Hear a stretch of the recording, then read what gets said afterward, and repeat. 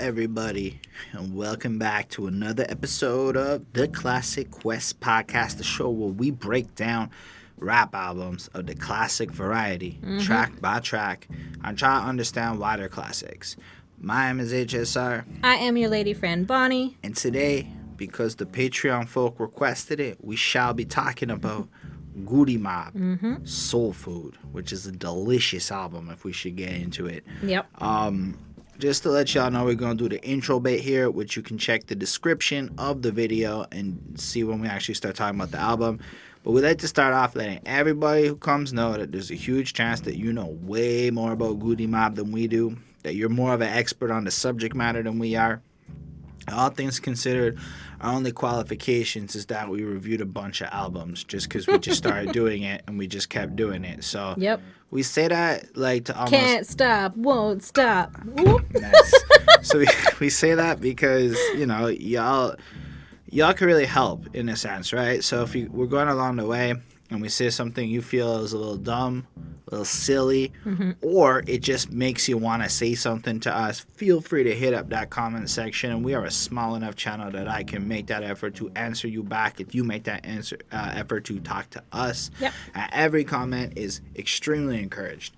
On the show We Serious, last week we talked about Boogie Down Productions' album Edutainment, and on that video, Mr. Dusty Clips said, in response to something I believe I said, I don't know who Juice Crew was. So he said, Juice Crew is a legendary crew formed in the 80s. Members include Big Daddy Kane, Roxanne Shanty, Biz Markie, MC Shan, Marley Marl, Master Ace, Cool G Rap, and more. Cool. KRS-One had beef with them back in the day. On Netflix, there's a movie called Roxanne about the female member of the Juice Crew, Roxanne Shanty. There was some fun. Isn't that like where the Roxanne beef comes from and whatnot? Anyway, she was the first female battle rapper. Cool movie. Y'all should check it out. And maybe we will. And maybe we'll just make a video talking about it because that seems like what we do over here. Yep. Anyhow, so feel free to join the conversation. It's really important to us. And then it's cool to like see actual conversations break out between y'all in the comment section. That excites me. I get to read that and learn some shit. Especially when y'all fight. That's actually kind of fun. Fun for me to watch. I mean, learn from, because it's cool to see such conflicting ideas sometimes over certain subjects. Like a friendly debate, maybe. I'm a little more willing to watch y'all go at it personally, but anyway, special thanks to our patrons: Ismail Gadamsi, Chris Prado, Super Old School 1994, Linda William, and the man who requested this review, the newcomer to the squad, Mr. Carl. He wanted this one, and that is just as we segue into our album review. The reason we are talking about Goodie Mob Soul Food, but let's be real, it got requests before. I'm like, we just did Outkast. Outkast is pretty dope. Yeah. And it seems to be that the more we review Southern lyrical rappers... I feel like we've really been in the South recently. Y'all seem to like it. Like, maybe it's just that nobody reviewed these people, but it seems like every time we review a Southern lyrical rapper of any city, y'all give us more love than, say, if we do, like, a New York lyrical rapper. I mean, with some exceptions. Like, you got the Nas's and the DMX's, which go really well. But then in, like, that everything else league, it seems like the South is where it's at. And on my end of it, it's just, like, the South has proceeded to fucking deliver in some... Like, anybody who thinks the South wasn't lyrical is just silly. That's my perception, looking at it in hindsight in 2019. Yep. But then again, I'm looking at it in hindsight in 2019, and I've seen a few comments being like, you don't understand. Back in the day, people just didn't get it. Well, this is today. I get it. We get it now, or at least we're trying. Anyway, so this is the part of the show where we like to contextualize kind of how familiar we are with the artist, because it's super relevant in terms of perceiving the album. So if you've been a fan of Goodie Mob and the Dungeon Family since like way back, since 1995, November 7th, yeah, then you're gonna feel a certain way about the project. Or if you just heard this album for the first time because you saw we released a review and you're one of like the couple of people that actually check out the albums and follow along, then your feelings are going to be... And that's cool. If you guys do that, if you do... we know Lindell does that. You got us, Lindell. Yes, of course. But, like, if you do that and, like, you know, let us know. Like, or maybe that's you're dope. going to now. If you ever do, that would be cool to know. I know a couple of times I've seen people comment on it, and I've been like, That's dope. That was like the dream. Like maybe one day we could show other people albums because y'all been showing us albums for so long.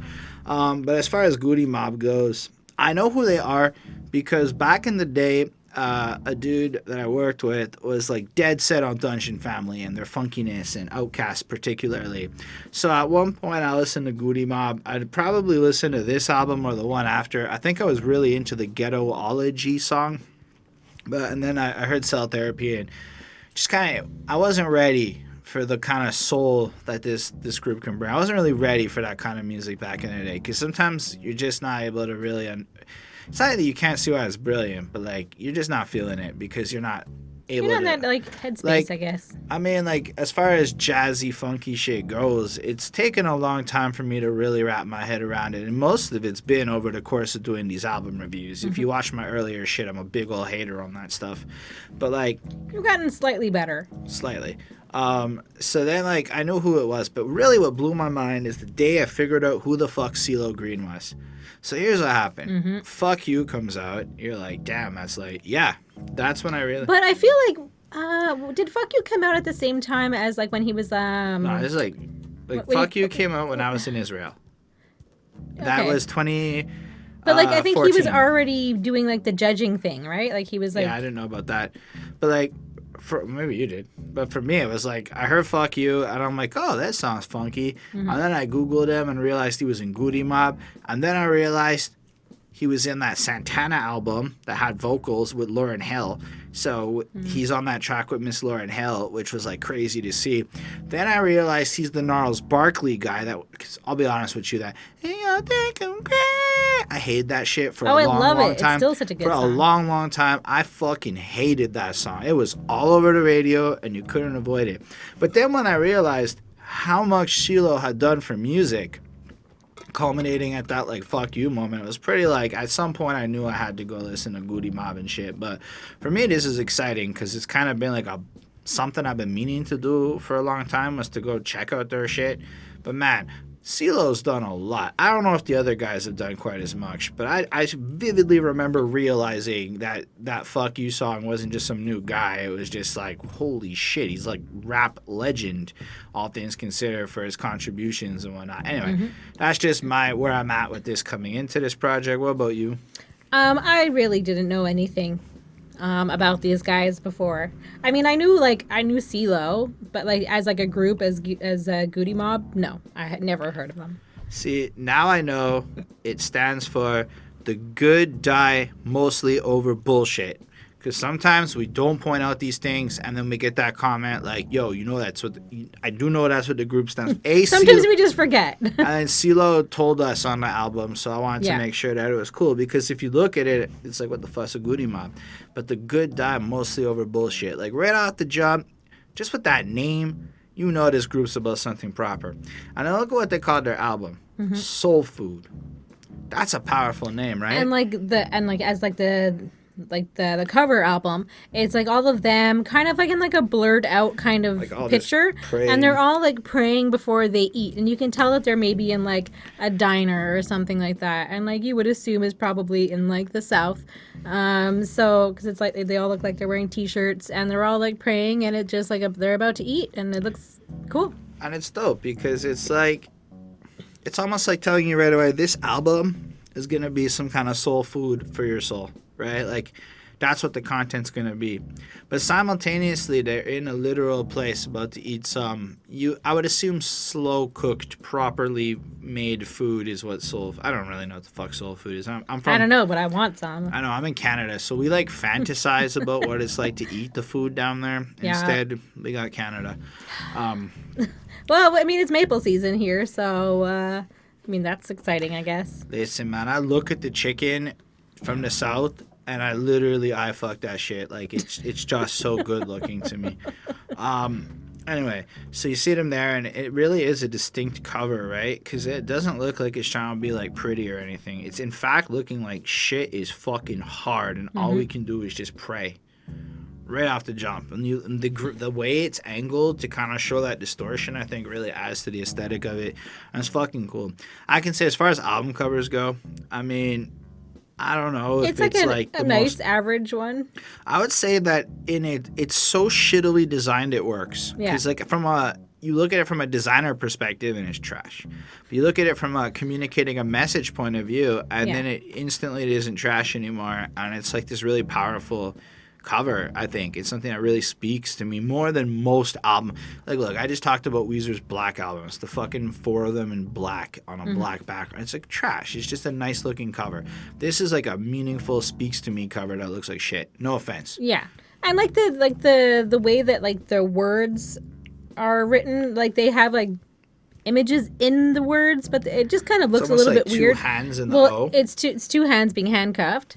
Oh shit! Yeah, Didn't notice in that, and then in like the M is essentially a black man, I believe. It's like just like his torso, like just kind of like going like this, and like that's the M for the mob. So it's interesting to see that, but it doesn't. Like, I don't know if it really works, but it's here's a the nice thing. try. It works to me because it speaks, right? The fact that how often are we able to look at the cover and even talk about it for how fucking vapid they all are? Oh, DMX is standing there covered in red. I mean, it says something. It's iconic looking. Yes. But that shit communicates to me. That's all I'm trying to say about this. I feel like there's too much, like if too much going on, and that's it. There's too much, a little too much Eminem going puts on out in there. a house and he's sitting there like this. That's some shit communicating. Even the logo. Anyway, I got my point across. Anyway, there's 19 on this motherfucker, so let's get into it. Let's talk about Free. Okay. Someone know why. Damn, that's a way to start an album, eh? And it sets a fucking tone. Basically, it's Ceelo just kind of singing, but it reminds me something of like you almost picture like the slave times with that like painful, mournful, bluesy singing about how like the woes are coming and whatnot. Like honestly, I just picture like that's what pops into my head. Just like it's meant to image struggle with that really sparse beat and a really deep, like painful singing almost. And then the lyrics, Lord, it's so hard living this life, a constant struggle each and every day. Some wonder why I'd rather die than continue living this way. Many are blind and cannot find the truth that no one seems to really know, but I won't accept that this is how it's going to be. Devil, you got to let me and my people go because I want to be free. And then whatever. Lord, come and save me. I want to be free. And it's like, fuck. That communicates a whole bunch. I mean, on the one hand, you have life's hard. Yep. And it's unfairly hard. And then to the point where people can't seem to find a way out of this hardness. So it just feels almost like suicide's the option. And then Ceelo in that just kind of goes, nah, but I'm not going to accept the status quo. And then in a very Christian sense, rebukes the devil and asks the Lord for redemption so that they can be free of the tribulations that they're dealing with. And I mean, I felt very moved by it. I felt it was super powerful. I felt like I realized this is going to be a depressing ass unhappy album in the sense of like tone. But I also feel like if you think about what's going on today in the state of the world, it almost feels like it's almost more relevant now than maybe it was. I might be wrong about this. I really have no idea if the South is better or worse, but I feel like more people can relate to this now than ever could before. It might be a better way to put that shit. Because I heard that and I'm like, damn, this is like everybody's fucking cry, regardless to if you believe in God or not. Yeah. I was super moved by it. I found like it was hauntingly beautiful. And like, if the goal of the album is to get your fucking attention and move you away from your life into something it achieves, I gave it a 4.5 on 5. It's really strong. It's really short. It's really simple. And it's really heavy. And it does a really great job. Yep. I definitely agree with, everything you said. It sounds very jazzy, bluesy. Life is hard. They're poor. They're struggling. And like they just want, it is Ceelo singing, but he, they're all kind of in like the background, like maybe like humming along or whatever. And he wants the devil to let his people go and like let them be free and let them escape like the pains that they're all in and the sufferings and like their like sinful maybe behavior, and just to like let them go and be better people, like as like a whole, as a community almost.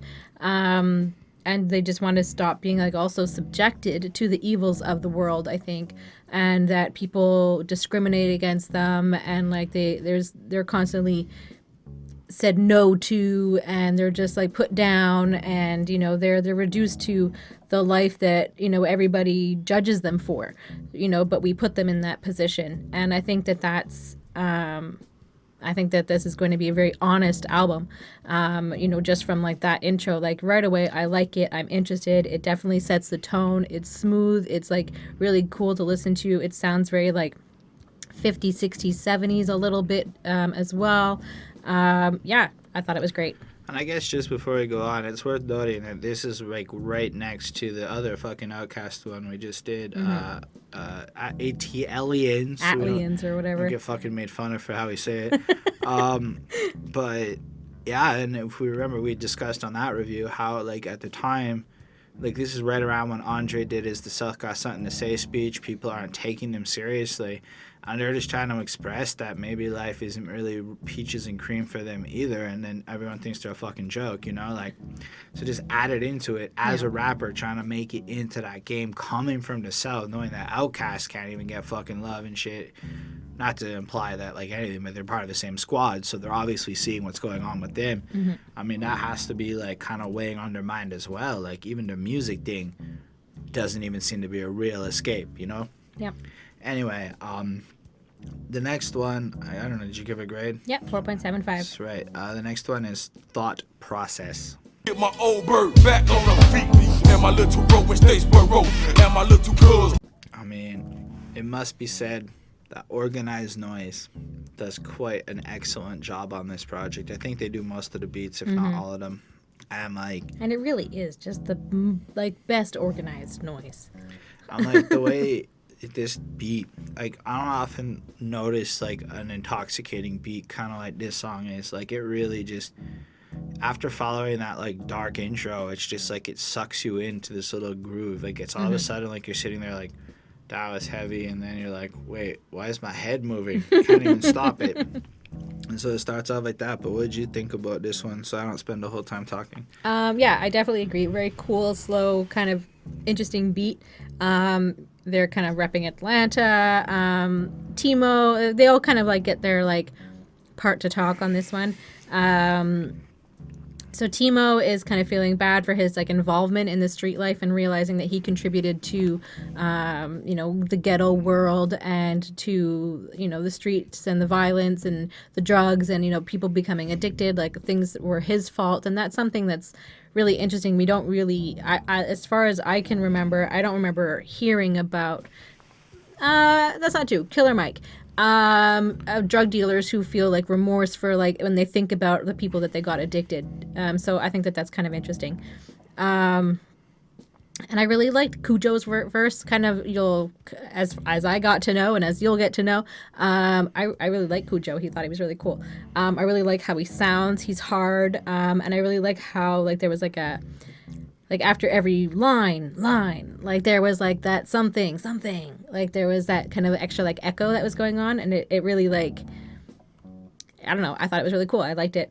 And Ceelo is broke, and he's talking about that he at least he likes being broke because at least people are honest and real with him. That shit hit me. And it's true. I mean, it's just like, you always hear about, people becoming rich and famous and you don't know who to trust around you anymore. But these guys are like, we don't have to worry about that because we're so poor. And we know that the people aren't coming after us because of our money. That's for sure. Like that's kind of like what, he's saying. So people are still honest to you when you're poor. So that's one way to think about it. And I think, I don't know if this was like the start of his career. I don't know like when Ceelo started or how he started. He seems to have been like very involved in lots of different things. But I don't know if like the Goodie Mob was like his very first, public thing. Maybe it was because he's young. He's very young in the video. Yeah, it's basically Goodie Mob. Yeah. And then we also have on this song... You did skip Big Gip, and I believe he was talking about the Popo. Yeah. I could be wrong. Big Gip, he doesn't really do it for me. What can I say? What? You can talk about him. Andre 3000 is on this song as well. We forgot to mention that he's featured here, and I think But he's that's not really cool. okay. Hold up. So on Spotify, when you look at this list, and again, this isn't necessarily the same pressing of the album.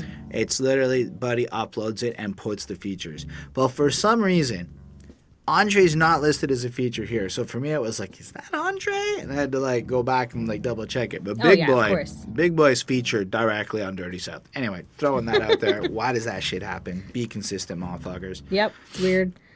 And something that he's singing about is the fact that he regrets having like condoned or like encouraged maybe like an abortion. And so I think that that's like something that's interesting to talk about. And it's always like it is one of those rare topics that's talked about, and I think it's interesting when it is.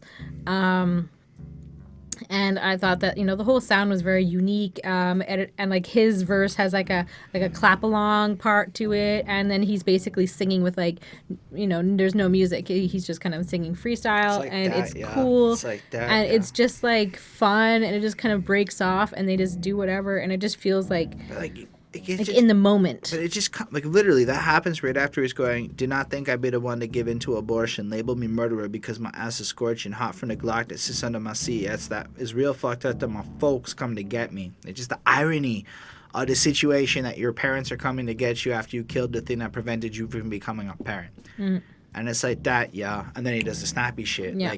Like in their world, this shit's such a regular that you just kind of have to break into like a little dance or whatever to like fucking cope with the situation. And I thought just the way they ended it like that was really artful. Like, I gotta say, from like albums that really catch me in the feels and really like, I had a lot of trouble with this one. Like, I haven't had a lot of trouble with many albums, but like this is a heavy fucking really emotional album. Yeah. And maybe it's just because I'm not in the most depressed place in life right now. But man, I felt like every time I listened to it, the weight of their voices. And it starts here. Like, it's not even what they're saying, I think, that really hits me. So in this review, it was almost like I had so much trouble focusing on the words they were saying because I could just feel all this pain and powerful emotion in their voice, and their contrasting voices, right? Like, they don't, all four of them sound like pretty distinct. Like, if you were to ask me which one Timo Cujo are, I'd have a bit of trouble. Oh, I can tell you who Cujo is, no problem. I don't remember which one. I feel like is Cujo super deep voice, or is that Cujo? Okay, then Timo's aggressive, not super deep. Big Gip's like kind of calmer, normaler, like almost like he doesn't stand out enough. Like Big Gip reminds me a little bit of like your uncle who's trying to like give you like some lessons and shit, or like your cousin or something like that. And then Ceelo is like the sweetest, wannabe happiest. Like I just believe in the faith of everything, but I'm so sad guy. And I feel like that's a good way. That's how I kind of categorize their voices. Yeah, that's true. And it's a good mix. It's really interesting to kind of have like the whole picture. Like, it's almost like on every song you get this like hyper aggressive, kind of controlled aggressive, kind of calmer, wiser, kind of hopeful tone on every single song that each of the four appear on. And I thought that was super cool. I mean, as far as the verses go, I think they all rap really, really fucking well. Like, I mean, you got like Timo saying shit like, let me chop at the slumber from the underground to hanging around the A-town, looking for a come up, working from 9 to 5 just to get some change so Timo can stay alive, not greedy or living lavish, but you can bet that when I do, nobody from my crew will I forget. So right off the jump, it's like he's doing what he's got to do to get some money. He's not successful, and I appreciate that humility. I mean, I think the most standout thing is how often you have rappers rapping about being broke. Like, for real, just, I'm still broke. I'm not making money. I am, in fact, doing really shittily, even though I should be doing better. Yeah. And maybe that's the power of what this album is there's this honesty that transcends. Well, yeah, like, I don't know, like, if it was, like, everybody, but it definitely seemed like, I mean, from, like, the few, like, Southern rappers, you know, albums that we've done, like, they all kind of seem to be saying the same thing. Like, we're making music, but we're still broke as fuck. Like, and it's just, as we come to see the label, it's almost like a lot of the other dudes were just as broke, but weren't allowed to like rap about being broke. So they had to. I mean, there's Eminem, and he definitely sang about being broke. That's later on though. Yeah. That's like 2000s. I don't think. No, like the early stuff, like 99, the mid 90s. It was the same time as this. It's late 90s, and It's a little They bit. paved the way for Eminem to do that for sure. Maybe. I mean, but like, I don't really know that in '96. Eminem was making Infinite, that really fucking hippie poppy album, right? So it wasn't quite there. He was trying to make radio friendly shit. And yes, okay, he does rap, has like a rock bottom or two, but really, it's not like this. Like, okay, rock bottom is like this, but that's it. That's the only one. Everything else is like flared up, fucking pushing the social edges. But you don't. Yeah. Obviously, when he got to, anyways, whatever. Yeah, so like, I mean, you just get this power, but most importantly is that he also dreams of success for his squad, not just himself. And I thought that was really, really fucking cool. And in general, it's like they're honest about shit, like how the system's fucked up, how like it's almost like a lot of the shit we've learned about over the last couple of years being put in the bluntest, most I'm fucking desperate form I've seen. And then I love how it bounces off at the end of his verse, so how you feel, and Cujo comes in frustrated, irritated. Sometimes I don't know myself. I be too numb to feel something, so I dig deep. Get him a Cherokee. Let my mind fly free into the wilderness so I can get the shit off my mind. That's why I be smoking the dank. And it's just that awful. It's like, I can't handle life. It's too fucking complicated. It's too fucking real. So I gotta get in my car, let up my blunt, and escape. And I need that weed, because without that weed, I cannot proceed to do the shit I need to do, like fucking record my music and whatnot, because otherwise I'm fucked. And life just, and then again, this trap feeling. And he also says, like, but I can get on my bed, lay on my back, and meditate away. In the seat in the four walls, it's like self-therapy. Got nothing to do but write about my LIFE, put it on paper, man. So what you feeling like? And I think that's what's beautiful about this. I don't know. This might be a longer review. But I do feel as the songs go on, I have less to say. But like, right off, you're just sitting here and you're feeling like these are guys actually taking the time to tell you honest emotion in a sense where I don't feel we get that level of vulnerability. Like, people want to talk about how Kanye put himself out as being vulnerable later on. Nah, this is vulnerable. Kanye learned that shit from them, if anything. That would be something I would say. Because it's like, I don't know. I'm kind of getting distracted there, but Big Gip kind of comes in, kind of pointing in a little bit, like I said.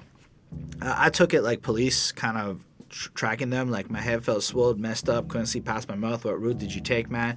Got me by the loose of my pants, got me on the curb, letting the traffic pass me by, no questions, it said nothing. Looking for the mutant to be bucking the law. Nah, man, Gip. Showed him my shit, closed my mouth, and I dipped. And then he kind of just points out how it's like they're always being watched, they're always being, taken on. And I'm like, what? Probably just because he's black in a nice car, Ceelo's broke and appreciates it, and it's just right off the jump. Sometimes I don't even know how I'm gonna eat. About $20 away from being on the street. Shit, you might see it on TV, but hell, it's almost like I'm rapping for free. And I think that's again important, just like to put that kind of messages in it. So it's like, yo, the crime side doesn't work. The legit side doesn't work. Nothing fucking works. And then André just comes in there and kind of points out how he had that abortion and how fucked up it is. And yeah, as far as the song goes, this one runs through everyone's thought processes and everyone's different take, all the different things they care about. Yo, it fucked me up. It's a 4.75 on 5. I'm not sure if it's a 5 on 5 because sonically it's not like, this is not my favorite sound. Just the whole album and the sound it is. But you got to keep in mind that in spite of not being my favorite sound by any means, I still think this is one of the most incredible things I've really come across, especially from like the reviewer point of view. Yeah. This is exciting. I don't know. I mean, I also gave it a 4.75. I mean, it's definitely like, it's a tight song. It's like well produced. It flows really well. It's like their honest, true struggles and, what they're going through. And that, their lives may not be glamorous and it may not be easy, but they're going to keep going no matter what. Like, this kind of was like their, like, life's a bitch, but, kind of song. Like, it's the same sort of thing, same sort of time. Like, this is obviously like something that was happening. The South isn't that far from New York, so no, but like even just it's similar, I'm sure, in terms of like ghettos and like the struggles and the drugs and everything that was happening. Even if you just compare against like the Outkast album to this one, like just the emotional tone is completely different. This is depressed. Well, theirs wasn't that. Theirs was kind of either sometimes, but theirs was like a morose, I'm sad. This is I want to fucking like kill myself level sad. I'm not trying to imply that, but I don't know about that. I definitely feel that this one is sadder than AT Aliens. Yeah, maybe. It may be sadder, but I don't think it's like suicide type music. I don't mean it in the sense of like they want to kill themselves. I mean it in the sense of it's so heavy that they're looking for ways to avoid killing themselves. Whereas I didn't get that desperation off the Outkast album. Mm-hmm. Outkast was more like I their... want to be heard. This one feels a little bit more like I need a reason to fight. Yeah. I don't know. Like they're making this music for a reason. Like they really just need to express themselves and get this story told and get it out there to the public. And but again, I think that's part of it too. Part of it is to be that soul food because they recognize everyone else is feeling this shit and they need you to know that you're not alone and whatnot, which I think is an important part of this whole album. And that's why it's so honest and everything. All right. Anyway. Let's move on to Red Dog. Yeah. Tired, man. Make sure they chunky. So it sounds kind of like they do a little fake drug deal, and then they bust in the door and let you know the Red Dog's coming. Everybody's got to get down. And on Genius, it says the Red Dog were an anti-drug police department running in Atlanta. Their name standing for Run Every Drug Dealer Out of Georgia. The song, anyway, so they're about to break into drugs, and they break into the house because they suspect somebody has drugs, and it's kind of a little intro to set us up for the next track. Dirty South. Yeah, so I mean, I gave this 4.1. It adds context and it has a purpose, but if it also didn't exist, I'd be 100% okay with it. Yeah, I gave it a 4. I mean, it was okay, whether it was there or not. Yeah, but again, it does its job really well. And it's like 24 seconds, I think. Like, it's super short. Yeah, it does its job well to set you up for the Dirty South. Been untook this town. See, life's a bitch. Then you figure out why you really. Yo, I learned what a lemon head delight was on this song. So that's when you take the little lemon candy and you suck that shit so that it turns white. You suck off all the little yellow shit. You make it white. Crush that motherfucker up and pretend it's powder and sell that to kids. It seems to be the equivalent of selling oregano. Because oregano looks like marijuana to some. Anyway, it's true. I guess, yeah. I mean, I like the chorus, though. The chorus kicks in, and it's like 1 to the 2 to the 3 to the 4. Them dirty red dogs don't hit the door. Which, right after hearing that, like, intro, you're like, okay, yeah. I like it a little bit more now. And they got everybody on their hands and knees. They ain't gonna leave till they find them keys. And that's just, like, you just picture a scenario where, like, you know, maybe in, like, some areas, the cops will look for a while and like dip out because they're give up or whatever, and you hid your shit well enough. You just get the impression these guys are fucking ruthless, that if it takes 18 hours to break your fucking house in half, they'll find the drugs. Straight up. Like, it's dirty. It's raw. You know, like, that's what you get off the front. Mm-hmm. And yeah, Cool Breeze, who I believe is a Dungeon family dude who's in the crew, starts spitting kind of a little bit about how fucked up and corrupt the government is there. If you kind of consider what he's talking about, like how if you fuck over the government, they'll send anybody at you, even if they're committing the same kind of crimes. So I took a little bit from that. And then points out how in the South he learned his little drug dealing trick. Big Boy goes in on pimping. That's what he does. He wants to put some love off in your jaw. I can't say that it's my favorite Big Boy verse, but it does its job, breaks out the pimping game. I love the chorus. Si powder gets you hyper. That's cocaine, folks. Mm-hmm. Reefer makes you calm. See, because weed is not like cocaine. It calms you. Okay, I don't have to do this. Cigarettes give you cancer. Woo-woos is, from what I can tell, blunts laced with angel dust. So it's the PCP shit that would make method mal fucked up onto cal. What you know about the Dirty South, you know, they just kind of let you know. People get fucked up and shit happens. I mean, yeah, in the Cool Breeze comes back and spits a verse where it's almost like we're really hard. We are not like New York, and we will jack those motherfuckers if they try to fuck around with us. And they basically robs the New York guys. We know that because, so when they pulled up, bumping rock the bells, we took what we want and left them quiet as hell, you know, because people just kind of took them and took advantage. So, no, they aren't them country bumpkins, you know. Mm-hmm. And then, And to be fair, I mean, country people are way more, like, aggressive and rowdy than city kids. Like, it takes a certain... I grew up in the country, so I can say that. Like, they'll do some crazy shit. Like the whole maple syrup heist of Canada. We didn't, well... That was country folk. Okay, yeah. No, for real. Maple syrup at a gram level sells at a higher value than cocaine, is what we learned when we learned about the maple syrup heist.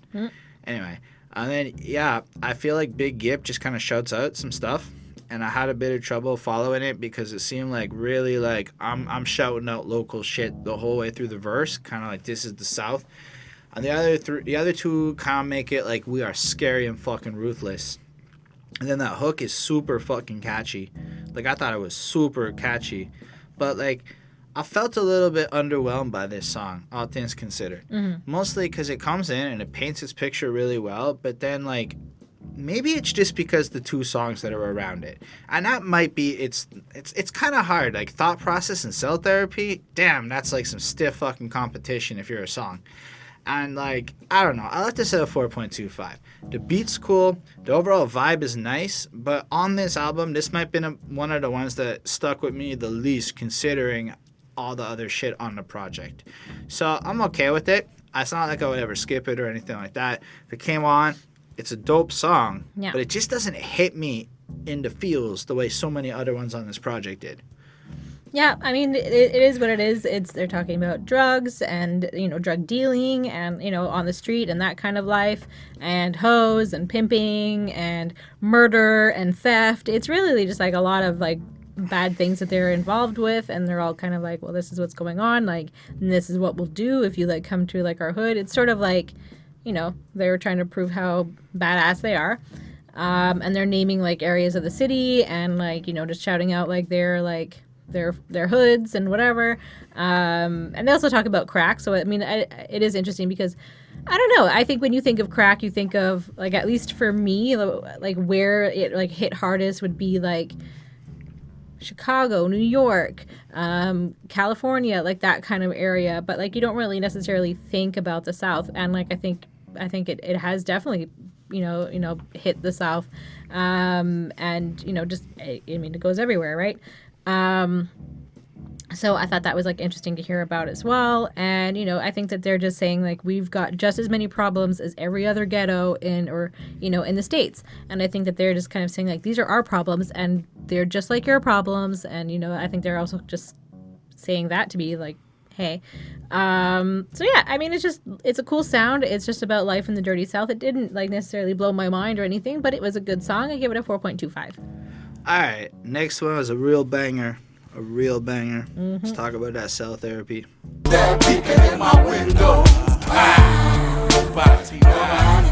So you gotta understand, I come to the Genius page, and it says verified commentary by Lil Wayne. I didn't actually know this at first. So on Genius, when the person who annotates is verified, it's green. Yeah. So you didn't know that?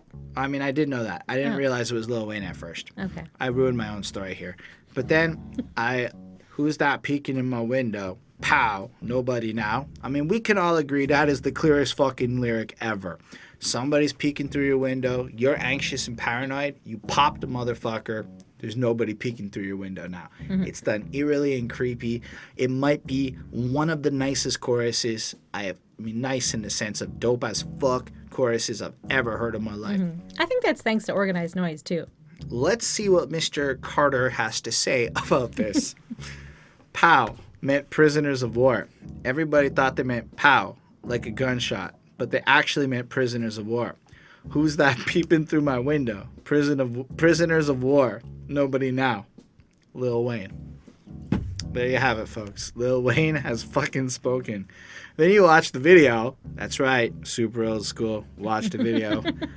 And you're seeing these bombs and shit going off in those moments. Yeah. And I'm like, pretty sure it's more of a POW than a prisoner of war. Well, I mean, I suppose, I don't know. I don't really know. I was trying to think of some sort of justification, but I don't really think, I can't think of it. I think if you're really thinking about this song and what it's trying to imply, that you're trapped in this system where everything's fucked up and crazy, and like a lot of paranoia against the government and shit, maybe you feel like a prisoner of war. And it's maybe like the war on drugs, maybe at the time? Or the war on look, it's just, is Wayne right, guys? I'm going to leave that up to you. Did Lil Wayne crack the code on this song and I'm just a fucking moron for thinking it was pow like a gun the whole time? I mean, Maybe it's both. Maybe it's just both. However, there is something else I wanted to point out, just because it was fucking weird timing. So it starts off with Cujo. When the scene unfolds, young girls 13 years old expose themselves to any Tom, Dick, and Hank. Got more stretch marks than these hoes. Holden, they got rank. I'm like, fuck, eh? Right after jump in your world, little girls and shit gotta be doing some fucked up crap. That's bad. It's not nice. But then he says, see, Sega ain't in this new world order. Them experimenting in Atlanta, Georgia. And Atlanta, Georgia has the CDC. And that's the disease people. And then very recently, I was watching Joe Rogan Experience and Alex fucking Jones. And Alex Jones was talking about the Tuscany experiments where... Fuck, you really... Did you guys really expect me to bring up Alex Jones? Neither did I. But apparently it was relevant. So Alex Jones starts talking about how the Tuscany, I think it is, experiments where basically they did the shit with syphilis, where a bunch of black dudes in his college, they got syphilis, and they told them they would give them drugs to cure it, and they lied. And they just let these guys keep living with syphilis so that they could experiment on what happened. And the CDC knew about this and let it go. So, like, there's probably multiple examples of that shit, but Alex Jones bring it up. I Google that shit, and boom, here we are getting references to that type of shit going on in this very song. And I'm like... They did some weird shit, like, with, like, black people. I mean, as we've come to, like, listen to different types of things, like, it just sometimes the things that you hear, the way that they were taken advantage of, you're just like, what the fuck? Like, the people who were, like the women, if they went in to get an abortion, like, they would be, when you can't have kids anymore, what is it called? Castrated. Not castrated, not for women.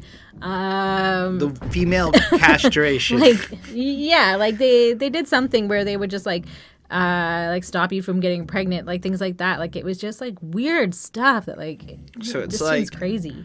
When you hear people being like, there's a war against black people and shit, like, to the point where the government has done so many things to make it impossible for Sterilized. That was the word I was looking for black people to reproduce. Like, yo, man, our history is kind of fucked up, and it's super sad that we're in a process of rewriting history just to be effective. I know y'all like to call it black history. I like to call it history, and white people should just fucking catch up and learn that shit.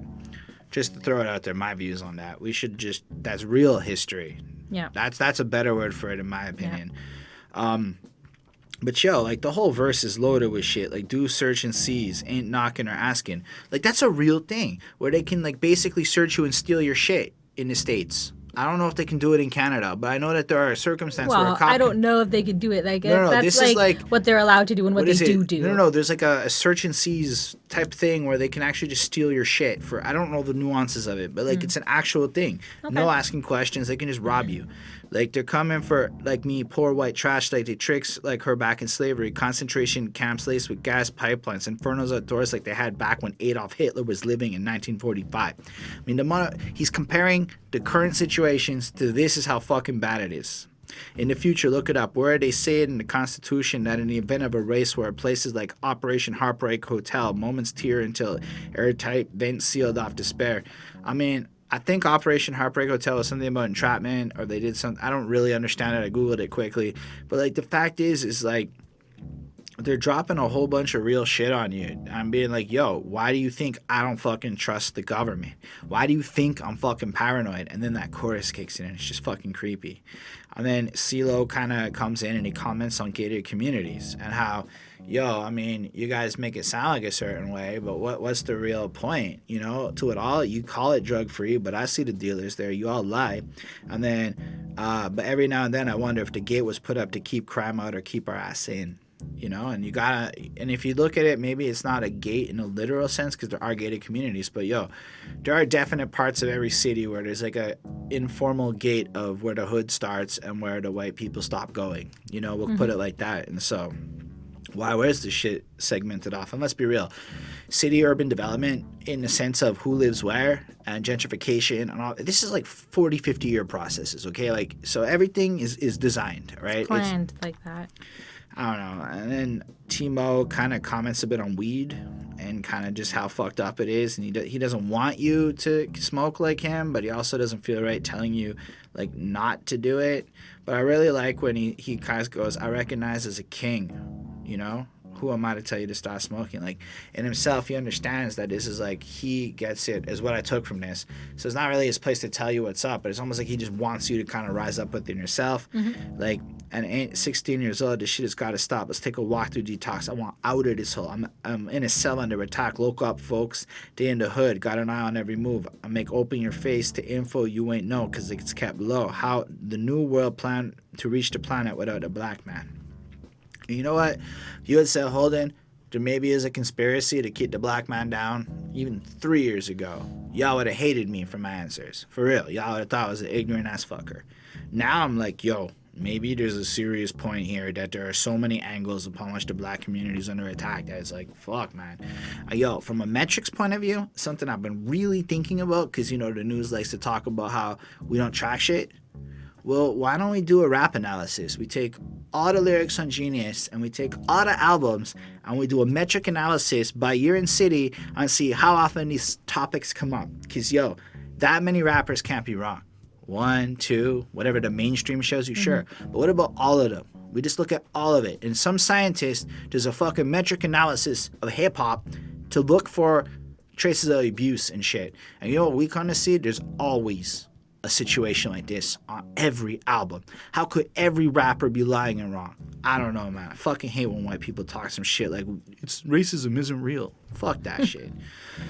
Yep. Anyway, yeah, Big Gip comes in and I don't even know what his verse is about. It's fucking good. It just ends, and then it's a really powerful song. Sorry if I kind of lost my train of thought on that. You get the gist of it. Like, there's a clear, like, they're pointing out there's a clear conspiracy against us. And here's why. So you can't blame us when we live paranoid. And I love this song. The beat, it's just creepy. It's eerie. It gets under your skin, but it's so well put together. And you see what I mean? Like, between cell therapy and thought process, Dirty South never stood a chance in terms of what I'm into in music. However, Dirty South is maybe a little bit more of a grimy, I want to ride in my car type song. Yes. Sure. Anyway, 5 on 5. This shit's a banger. This shit is a classic, timeless. It will go down in history as one of the greatest rap songs ever. A banger, in my opinion. All right. Yeah, I mean, it definitely sounds really cool. It has a very unique sound, and there's also like this kind of moving sound. Like, I don't know what it is that noise is, but like with headphones on, it kind of like goes back and forth, and I like that. I always enjoy like when they like mess with the sound and where it's coming from a little bit. A little bit different. So they're talking about kind of like these young girls who are working on the streets, and just kind of like saying like that this is kind of terrible, I guess, and calling it out. I also wanted to say there was like Louis Armstrong was like mixed into it a few times as well, and I love Louis Armstrong, and I thought that was pretty cool, and like relevant. He's a southern guy. And like the cops and like the government or whoever is like always like watching you and like knows what you're up to. And then like, as you said, Ceelo sings about the gated community situation. And yeah, I mean, they each kind of tell like a story about kind of what's going on, what they're saying. And like kind of like the message at the end or that I take away from it is just like use your head, think for yourself. Don't just listen to what everybody else is doing and, you know, what's around you, but like question things. Question why things are happening, question, you know, everything, and just like keep learning and keep bettering yourself. And I thought it was cool. So what we can say is, to all of our making fun of Mr. Carter, Lil Wayne did try to use his cell therapy to redefine this song in a new meaning. Mm-hmm. So let's give Mr. Wayne his props for living up to what the Goodie Mob wanted. Yep. Yeah, I gave this a 4.4. I mean, I liked it. I think it was a cool song. All right, why don't we talk about Sesame Street? Yes. I'm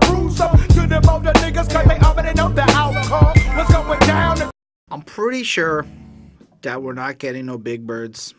There might just be some bullets flying on this one. Maybe. What do you think about this song? I mean, it's definitely not what you think it's going to be about.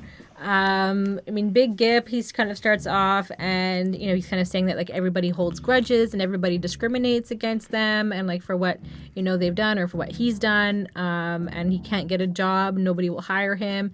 And then he kind of ends up he ends up involved in the street life, and and with guns, and people are sad and wanting to kill themselves, and like this is their only option. You go to school and you do everything maybe right, and then but you're just stuck in this place that's just there's no getting out of it. Almost, it just seems so difficult. And and he's saying that like they grew up on this street called Sesame Street.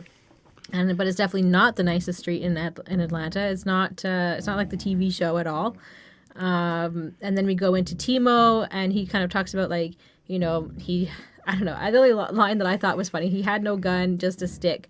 And I don't know. I thought that was kind of funny.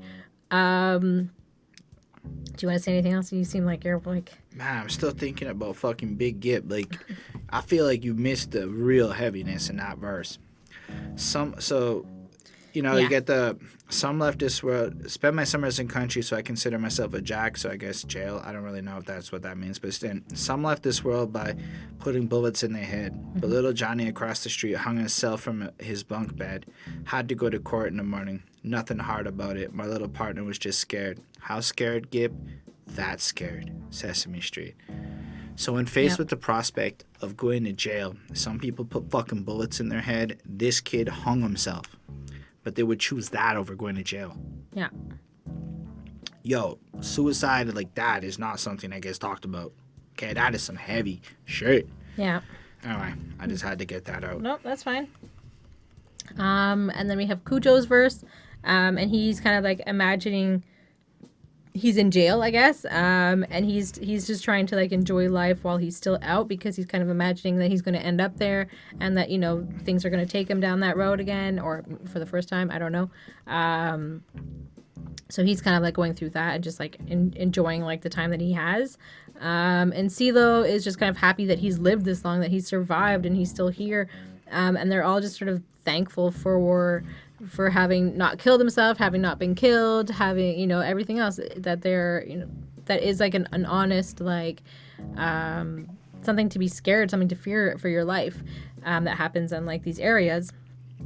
And they're saying like, even though like they grew up on this, Sesame Street or whatever, this is a very dangerous street, that they're happy to be alive. And overall, the song is like really sad and like very hard, very difficult life. And they feel like they aren't accepted anywhere else, but they don't want to be there. This is not the place for them. They just want to be somewhere better than this like hellhole that they're in, but they can't seem to like get a break. There's nothing. Every time that they try, they get knocked back down, and it's just a very difficult life. And I mean, it's a good song, but it's a sad song. I mean, I give this a 4.3. I mean, I feel like the chorus does a really good job of putting the context of what they're trying to do here. Can you feel what I feel? Can you hear what I hear? Can you see what I see when my feet hit the street? So what you know about Sesame Street. And it's just this like idea of like, I guess in a sense of trying to prove that things are not good. The goal of it is to be real and to paint these pictures of what's actually going on in their life. And I feel like whereas something like a Isham takes this really fantastical, really like out there approach to the subject matter, Goodie Mob goes just as intense, but with just reality here. And it's really strong. I mean, I don't really see a lot more subject-wise that was brought up. Timo's kind of commenting on guns and like how just people will kill each other over kind of anything. There's just shit like up in the flame, supporting girls up in the game, out to get a piece of what the system has designed black folks to struggle for, so I bust. So much to deal with. Can't feel what's real from fake. For my sake, I stay close to home, some crackers don't take and never give back to my hood, in desperate need of change to this way, so we arranged to fit me. And, it's just like they're consistently lacing in themes of racism, of control, of fucked up systems, of just how the black on black violence is almost programmed and institutionalized. Mm-hmm. And it's just the reality. And then Cujo, again, does his part, and it's really strong as well. I mean, like, to be the boss, you gladly pay An arm and a leg, I'd be lying if I said I ain't need no help. Can't do it by myself. Raining sesame, cause there's only so much time left. In this crazy world, mates in prison guards life with a hammer. So excuse my grammar. Behind these walls of Atlanta Federal Pen, the jail on Fred stocked to sell blocks with more COs, equipped with radios. Again, it's just painting this picture of like hard times, and each of them was able to kind of take it from a different angle, so that when you're left with the whole picture, you're just kind of stuck with this feeling of how fucked up it is, whether it's suicide, gun violence, prison, or just being, again, Ceelo seems to be like the silver lining usually, so like being grateful to be alive in spite of it all. I don't know, it was a really powerful song.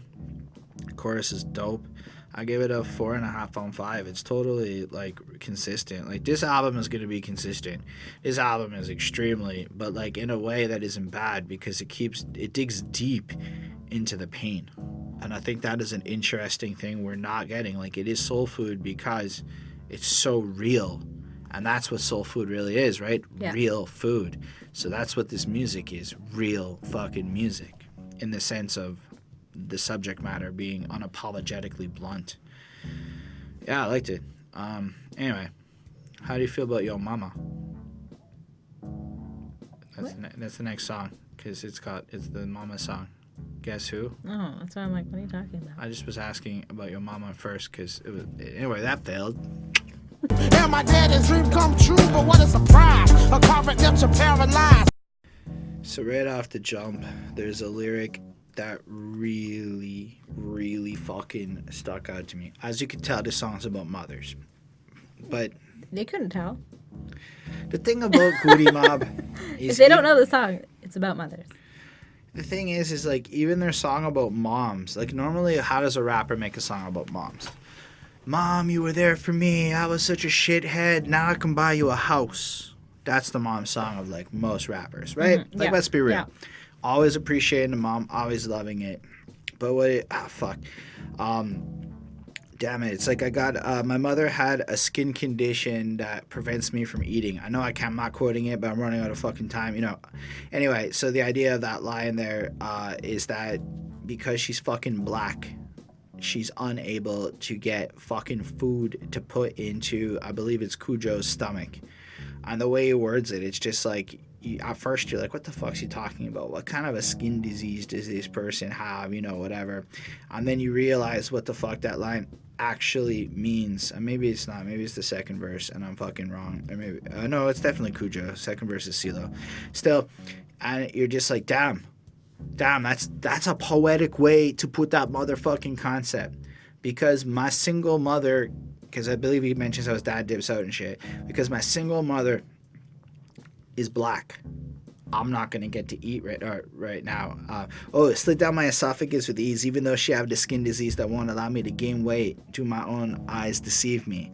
And it's like fucked up when it clicked what that line meant. Like I was just like, that is some dark ass poetry. But again, that's like some mama appreciation shit. Like this is the fucking crap she had to put up with. The real situation. Like as much as you appreciate, like in general, often moms are dope.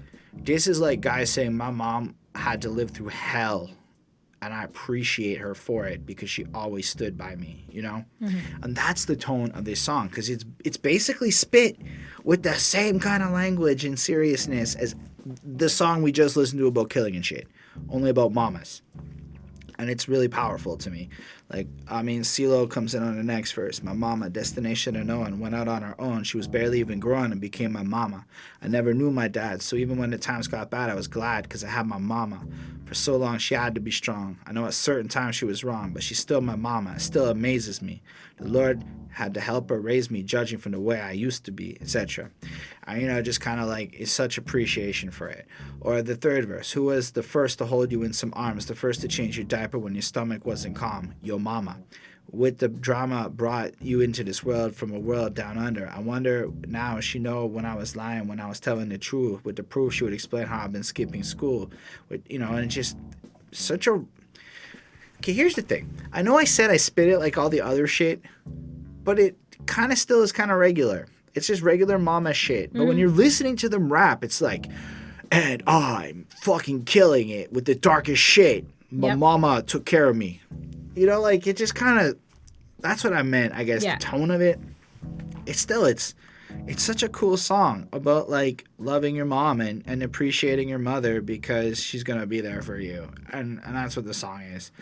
I mean, the beat's gloomy, dark, as painful and but it fits, right? Because if you're gonna appreciate your mom, and this is the environment, I mean, it's like to me it comes off more authentic.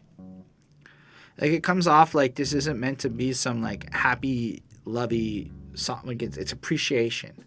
It's like I couldn't survive in this thing without my mama. So as part of your soul food intake, so in that real shape, is you got to remember your moms took care of you, and especially if we understand the metrics of single mothers in the hood. Yep.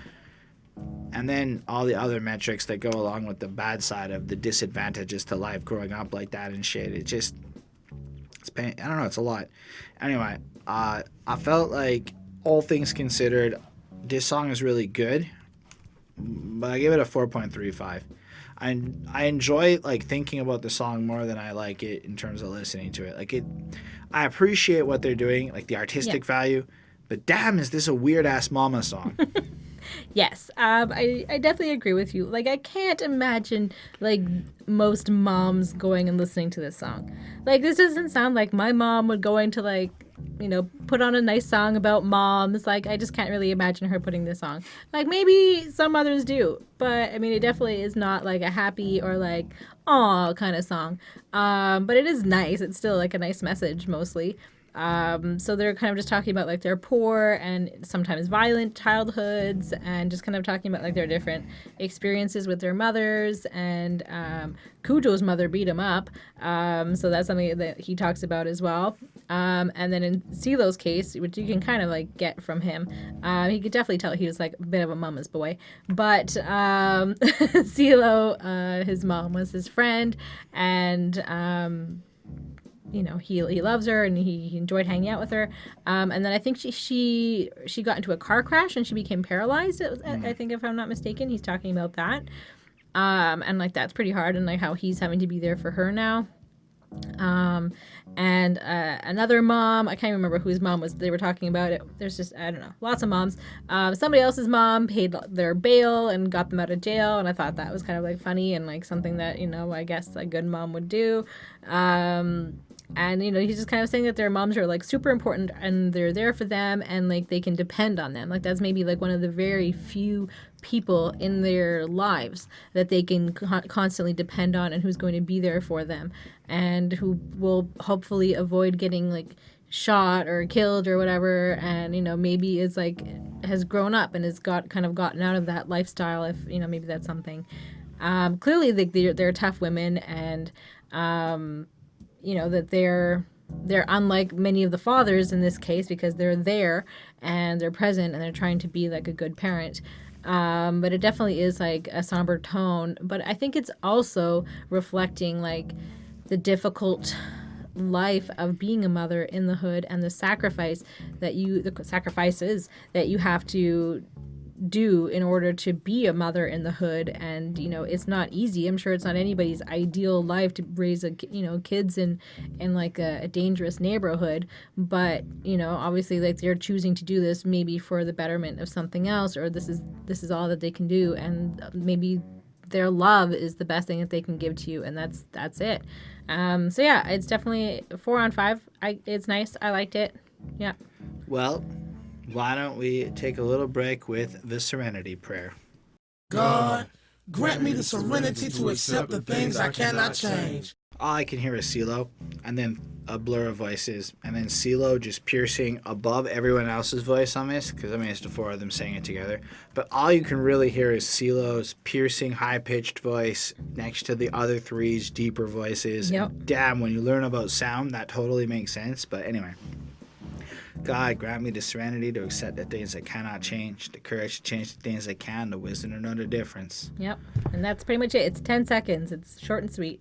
I think symbolically it's a very interesting choice to almost remind everybody about the Serenity Prayer in the middle of this dark-ass album where, like, you're covering some heavy-ass shit. And this must be something that they almost tell themselves that in light of this thing. And in light of the environment they're in, that you kind of have to remember that, like, let's be real, every single person out there can benefit from this Serenity Prayer's wisdom that it gives you, and it's just understanding what to get mad at or how to handle the situations or what to react to and whatnot. So, I mean, in light of all the darkness that's being put here, to have this little glimpse of something so godly like the Serenity Prayer is almost like a beacon of hope in the middle as you're trying to find your way out.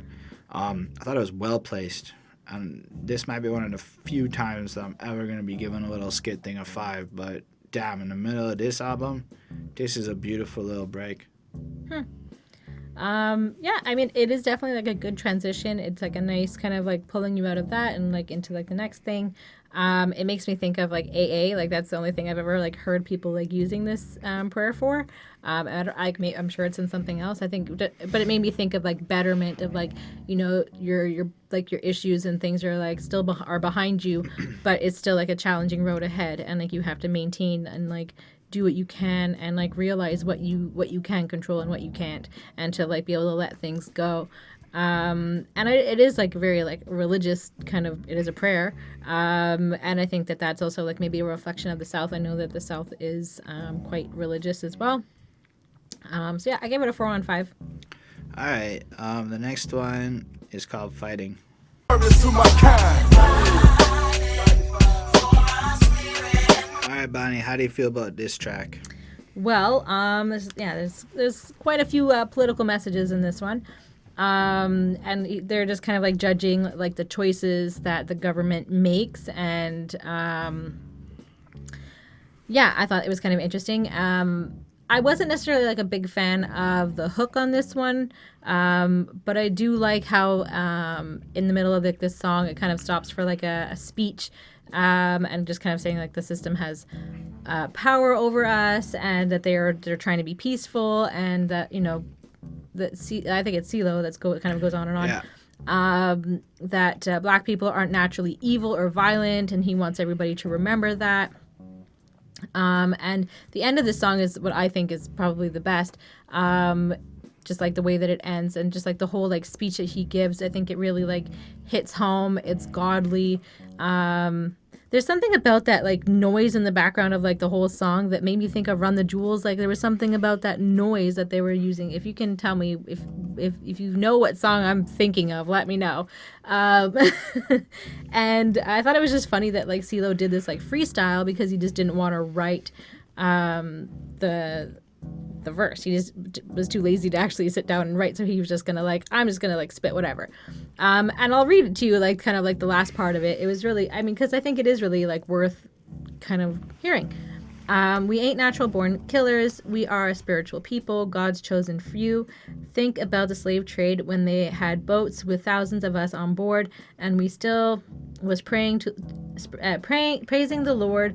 Now you ready to die over a coat, a necklace around your throat? That's bullshit. Black people, y'all better realize we losing. You better goddamn fight and die. If you got your spirit and mind back, and we got to do it together. Goodie Mob means the good die mostly over bullshit. You take away 1-0 and it will let you know God is every man of blackness. The Lord has spoken through me and through the GMOB. So I thought it was really cool. Like I wasn't necessarily like a fan of like the whole song, but definitely like the ending really like, you know, sealed the deal for me. Yeah, it was definitely like powerful, and there was like a really great message in what Ceelo was saying here. And I mean, it was really interesting and good and honest and pure, and he's just trying to like say his truth. So I give this a 4.1 on 5. Yeah, I mean, it starts off with like it comes in with a full-on beat and everything. Timo starts off rapping. I mean, really what struck off to me from his verse is when he goes, "Spine advertising, swine on channel 2, when in the same breath you telling me don't eat from that plate, increasing my blood." So it's kind of like, yo, this is like out there. You should go ahead, and these things are available. You're seeing advertisements, but at the same time, you're not given the opportunity to get it. It's kind of what I took from it. So it's fucking pissing him off. It's frustrating. or maybe it's just the toxic ideas spread to the black community in general. I don't know. If I can help if I can help the cause, don't have to treat it with no tricks. You said to me, cancer on a stick, visualize destruction soon to come, thrown within the city we call Atlantis, praying like a menace every day and good in the woods of Southwest. I stress in my arms, fighting for your spirit and your mind. And I love the passion that they're trying to do. And you know, it's something we have seen on every song. This desire to educate the people, teach them things, and explain their point of view, and it's really good. Big Gip comes in and, you know, cover comments on a couple more things, like Witchdoctor's giving more Medicaid, but ain't no aid, but these ain't the same from Nam, didn't give a damn, who only wanted Saddam, now your hands numb. It's crazy how long it took them to get Saddam, eh? If you really think about it. Anyway, can't run old age before 30, you know, just kind of like, again, setting up this context. And then, you know, we got that chorus from Joy. I don't know how to actually say Joy. Seems like we're fighting for our spirit and mind. They got us fighting for our spirit and mind. If you think about this war, and like, again, there's some fucking crazy evidence out there that there is a war against black men. Like, I found out recently that there is this common practice of like older black ladies that might fuck young black dudes for like room and board and shit like that. And in the same context where, if we were to really practically talk about it, it would be some like child charges laid, but like nobody talks about it. Like, my Facebook exploded with a bunch of women commenting on this after the R. Kelly thing popped out. So like, just seeing how much of an attack is done on certain communities, just on levels, things that never get reported, things that just people pretend don't exist and shit, all these things that people have to live with that nobody cares about, you know. It does seem like this fucking, you have to fight for everything, you know. And then, yeah, Cujo kind of describes some more violence going on in the situation, but really all of that's kicking on, and the raps are all really good, and they really do kind of paint pictures of like the situation, but it's hard to really focus on that because the beat just cuts and Ceelo spits his poem, and it really just sounds like this epic spoken word experience describing 2019 America. And that's what's crazy about it. I think that's what's crazy about this whole album, is that this album is so undated that it breaks your heart. This is supposed to be dated music where we're thinking about it like, that's the past, but no, it's just fucking describing today. And that's what's crazy about it. The whole is because you'll find a lot of the reason we blind is because the system is designed to keep our third eyes blind, but not blind in the sense that our other two can't see. You just invest in quality time in places you don't even need to be.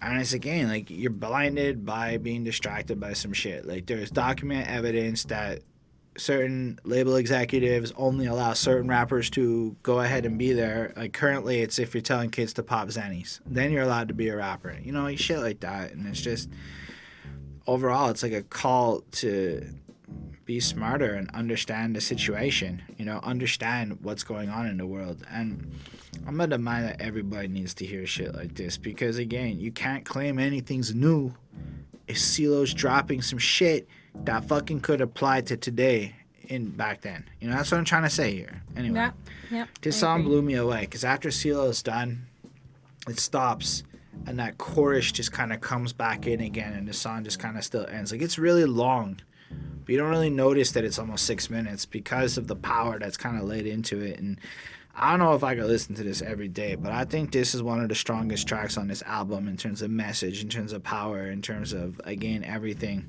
I gave it a 5 on 5. It's really, really cool. Yeah, that's all I got to say about that.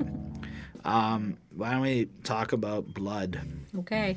Don't make a decision in haste. Your blood is a terrible thing. This little intro I think I used somewhere else, because when you click on the Genius page, it turns into a whole song on Blood. So it's just this little intro here. It's a shame when gonna realize we're the same. Helping the enemy win the game. If you're a player, use precision. Don't make a decision in haste. Blood is a terrible thing to waste. I think it really just follows up the last song pretty well. And it's gonna point out that we're all the same people. And I mean, if you really want to go crazy extending this, all of us are the same people here, and there's a giant plot to keep us divisive so that we at war with each other, and we're not doing things like learning about each other's cultures to find out that people are fundamentally the same. Yep.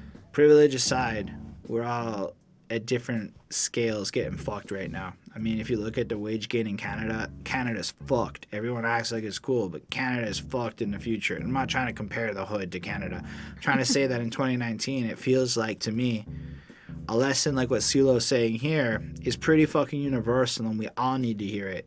Not just the people maybe Ceelo was intending to hear it in the first place. I think that's what's super powerful about a lot of this album, is how much of it I find the spirit of it at least relatable to my own existence when I think about the tense times of today and whatnot. Yeah. But yeah, I mean, it's a powerful little follow-up. It's really nice. He does it twice, and then the beat kind of plays for a bit, and then it just kind of ends. But the beat plays, and it kind of gets eerie. It's not like a beautiful thing. It's like a haunting, like it's supposed to kind of hit you in a way. Like, think about what Ceelo just said, not, it's nice. You know what I mean? Yeah. So I really liked the little skit here. I thought it was pretty cool. It followed it up nice. 4.5. Yeah. I mean, it's short. There's I enjoyed the piano that was featured throughout it. I like that. I always, since I was a kid, I always enjoyed piano music for some reason. So he's just kind of saying, like, be careful with whose blood you're spilling. And you know, like, if you're taking away, like, I think he's kind of criticizing a little bit of like the black on black killing, and like, you know, that's what's going on. Like, we're having a hard enough time as you know, just ourselves. Like, don't make it worse by killing each other. Like, I think that's kind of what he's saying. And humans are just all blood, and we're just like these walking things of blood, I guess, and water. And he's just saying, like, be wise, like, and we all kind of have the same, like, blood inside. It doesn't matter who you are, what you look like. It's all just red and runny. So, but it is interesting. It is like a meaningful song. So I gave it a 4 on 5. Why don't we move on then to Live at the O.M.N.I. So I don't get too high. When I had to trust you, you betrayed the crew. So at first I'm like, what's O.M.N.I? This is a confusing acronym I've never heard. I wonder what it's gonna be. And then you get about like 12 seconds into the song and you're like, 1 million inside. And then I had to go, oh, jail. Yep. Oh, shit. Yep. And yeah. I feel like you know that right away. Well, once you hear the thing. But yeah. And then the way this song starts, to me, it hits you a bit left field, right? So jail, you know, people are kind of frustrated. Let me tell you something real. Plenty sitting in jail just to eat a decent meal. But see, the rest they're running on instinct. And the way they treat me today, like that shit don't stink. So right off the jump, you got a bunch of people that life is so shitty in their mind that jail with 3 meals a day is actually a better choice. Yep. But then the rest is dealing with instincts and all the bullshit that kind of comes with their life. And, you know, I believe that that's kind of what the song really focuses on. Then there was a line that I had to talk about with y'all. And unfortunately, Genius isn't telling me who said what, and I'm not going to guess wrong. So one of them that's not Ceelo goes, to put the devil straight to sleep, we sending his ass to the grave. Ain't no such thing as a 1995 slave. You brought that shit on yourself. I just want to ask if that is any different than what Kanye was just saying in the "we all still slaves" comment he just made. Because I believe the sentiment of what Kanye was trying to convey is exactly... I don't think he just said it. I mean, I think he said a few things about... Well, Kanye's main comment was that 400 years of slavery, that's a choice. Yeah. That sounded like a choice to me. So as a 1995 slave, you brought that shit on yourself. I'm not trying to say that this is a truth. What I am trying to say is those two statements sound eerily similar in exactly the message they're trying to convey, which is that being a slave today is a mentality. That's what I believe Kanye was trying to say. And I believe that's what this dude's trying to say. Mm-hmm. I might be wrong, but again, just like I wasn't expecting to bring free yourself, like educate yourself and be freer. Yeah. I think. So, I mean, just like I wasn't expecting to bring up Alex Jones, I also wasn't expecting to bring up this Kanye moment. And so that's crazy shit, man. Carl, you one hell of a request, Carl, here. But yeah, I used to trust in my preacher, but nowadays my Mach 11 is my one and only teacher. Like, just right after that, it's fucking powerful. You know, the second verse flows in through. My nervous instinct is taking over. So it's like now we're kind of moving into that instinct, you know, was being described earlier, which is making me move slower so I don't miss shit. So I don't get too high when I had to trust you. You betrayed the crew, so I had to bust you. Want to come back and take you. Worry about the wrong thing. This paper ain't gonna set you far. You know, and again, it's just story painting of how people can get to a situation where they end up getting clipped, where they end up, that betrayal, that whatever that's going on in it. It just keeps flowing on through. I really liked is still in the third verse, still dying and ain't no excuse. AIDS got it where it can't reproduce. Don't listen when you tell it like it is. Can't even get his own because you worry about his. And again, you see this toxicity of the situation. You got like, there is the theory that AIDS was basically invented to kill black kids in the hood. It was deliberately created with the one intent of taking out black people.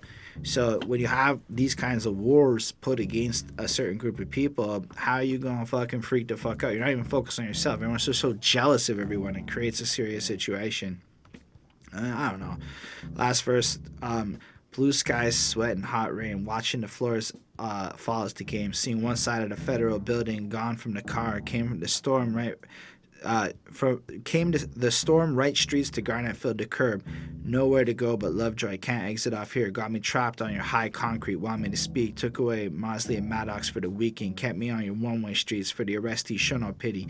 Sage be under the city. Hidden eyes on poles light my path. I don't know. I just picture this from that, like, being in jail and like kind of going there and like maybe I'm completely missing the point of this, but you're just kind of pulling up to the jail and you just this imagery of losing your fucking freedom and shit, man. That's kind of what I got from that. Overall, it's really powerful, and the fact that the hook of this song is just the metric, that 1 million inside. Now, if we take at that point, there'd be about 300 million fucking people in the States. I'm going to add about the 30 million in the last little bit of time because I think it's about 350 now or whatever. So say it's around 300 million, and we know that 12% of America is fucking black. That means 36 million people. And that means that 1 out of 36 black men is in jail, or is, you know, like that. That's basically what this metric's saying. And I'm just kind of shooting math off my head. I might be a little off, but when you really break down how few black people are, the fact that 1 million of them are in jail, that's a high percentage of the population. Yeah. 1 in 35 is not a metric. You wouldn't gamble on that shit with your life, is what I'm trying to say. If you had a 1 in 35 chance of dying, you're probably not going to take that odd. That's what I'm trying to say. So it's fucked up to me. Anyway, this is a really cool song for what it is in terms of message. It's got a powerful feel to it. I gave it a 4.75 because they just paint out the war that is going on in terms of jail. Yeah. So, I mean, yeah, I don't really have too much more to add. You feel like you covered most of it. Yeah, I mean, people go to jail because it's an easier choice sometimes because they don't have to struggle for looking for food, to pay rent, for things like that. Like they're just there. But I mean, they have to pay other things, I'm guessing, like the, lawyer fees. But, I think that he's just kind of saying like one of them says that they've kind of lost faith in God, and that's why he has more faith in his gun because he sees more results from his gun than he sees for praying for what he's doing. And again, he talks about like black people killing black people and like that, how that's such an issue and why are we doing this? Like question it, like, wondering why. And then it just causes more of our own people to end up in jail and dead. Like it doesn't help anybody. And he talks about AIDS and like how it's basically like infesting or just taking over like black people, and how it's like such like a like pushed aside thing, like nobody thinks about it, and it's just like a way to like kill them off. And I mean, which is powerful as well. I think maybe it also targeted. I would never have probably thought about the fact that like black people were targeted by this. I always assumed it was based off of everything I've ever heard, that it was gay people that like became like the ones who were really prevalent in it, and who maybe it was like I don't know if it was like given to them or whatever, to like get rid of them or what happened, but it's definitely something that's something to think about at least. And I like the drums on this one, I'll say that much as well. It's definitely like a song just full of like sad facts and just sort of like interesting questions and things to think about, and just kind of it just kind of floats around in your head a little bit. So it definitely there's a lot going on. I gave it a 4.25. I thought it was pretty interesting. All right. Apparently the next one's about weed. Let's talk about the Goodie Bag. I can't get Billy and his uncle out my fucking goodie bag. Without your shank, you can't think. Without your... Genius says this is like their ode to weed. And I kind of get it from the hook, I think, where it's like on the ass of that weed, because in the swats, red hots don't drip or bleed. Put the fire on the ass end of that weed. But I feel like it's more of a I smoke weed because shit's fucked up ode to weed. I can't wrap my head around this one. Because you know me, is a Cujo, giving me a left-hand dap. I believe that's a dap. I might be wrong. P-Funk be riding shotgun, escort. That makes sense, because when you're shotgun on that side, it's like the escort side. Your window broke out, son. A cool breeze got my lips chapped. Morning slap, son. Soul in my bread basket gap contained. X marks the spot, twain. OC to cut lane. A slew of empty gas in my tank. A buck dirty looking ugly. Think about ain't gonna stop show. Oh, I'm like, what? What is he talking about? It's just like he's painting this picture of like something's happening. And for the life of me, I have no fucking idea what this is about. And then it just ends. And I'm like, okay. And then Big Gip's like, today was a good to me. I went to the Goodwill with the $10 bill. And I'm like, wait. Dude just had a whole story and I have no idea what happened. And Big Gip's going shopping? Couldn't figure this shit out. Yeah. Anyway, runs on through this verse. What the fuck this politician did for you? Complain, but Mr. Bill Clampett Clinton. ain't gonna change. Apparently Clampett is like a white dude. Like it's just a derogatory Ted Clampett, I believe, is someone. Let me look him up. No, I mean, like, 'cause according to Genius, Clampett comes out a couple of times. Mr. Clampett refers to Bill Clampett, the disgraced... He's from the Beverly Hillbillies. Yeah. Anyway, Clampett's just, I got the point, corrupt white politician is what I think. I don't know, he's kind of doing some shit. See, I wonder, will I walk the streets in 95 and make bond from 254? I don't know what that means. Will somebody please turn the lights on at 166? I don't really know what that means. I can't see where the fuck I'm going. I can't do shit but get mad. I can't keep the Billy and his uncle up my fucking goodie bag. Oh, somebody's jacking his weed. That shit I can understand. Or his shit, or his life. Timo does his verse. Okay, I'm still, again, without you up creek stank with an ass full of ore. Talking what I say for what it's worth, it don't matter, because now I feel I might be triggered from thoughts I had in the past. Now I struggle to, so he's frustrated and shit. And then Ceelo apparently freestyled this, like off the dome. And he just spit a whole bunch of dope shit. Again, kind of all over. But he does say, because we the maniacs with the chunky goodie sacks, so I don't carry an axe, but I still swing low with the lumberjacks. That was actually fucking hype. Whole verse is actually really fucking hype. His flow's erratic. It's just off the top. He just fucking runs with it. Kinda, and it's just dope. Ceelo, he will never come weaker, uniquer than a lot of MCs out today. Look, there are a lot of dudes that we've covered that have said they were unique. Of all the people I've heard in hip-hop, like in terms of just distinction, Ceelo's up there. Yeah. Yeah, no, he's like Danny Brown level. Yeah, just know his fucking, like ODB level distinction. Mm-hmm.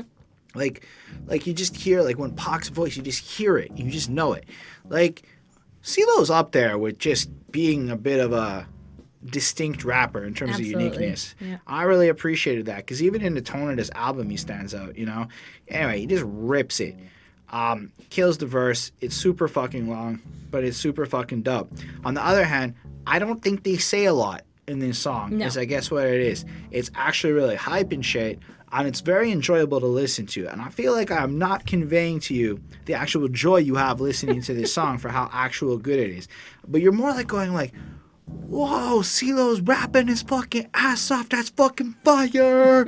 Is more the feeling I have listening to this than, damn, that's some serious social commentary about racism and shit. Yes. So it's cool. It's a little bit of a breaksy poo in the middle of it. I mean, granted, the other verses are still kind of tense and dark, but I don't know. Like, you just heard me walk you through it. I was confused on this one. So I gave it a 4.5 because it's enjoyable confusion. Another way to word that, organized noise. Yep. Oof.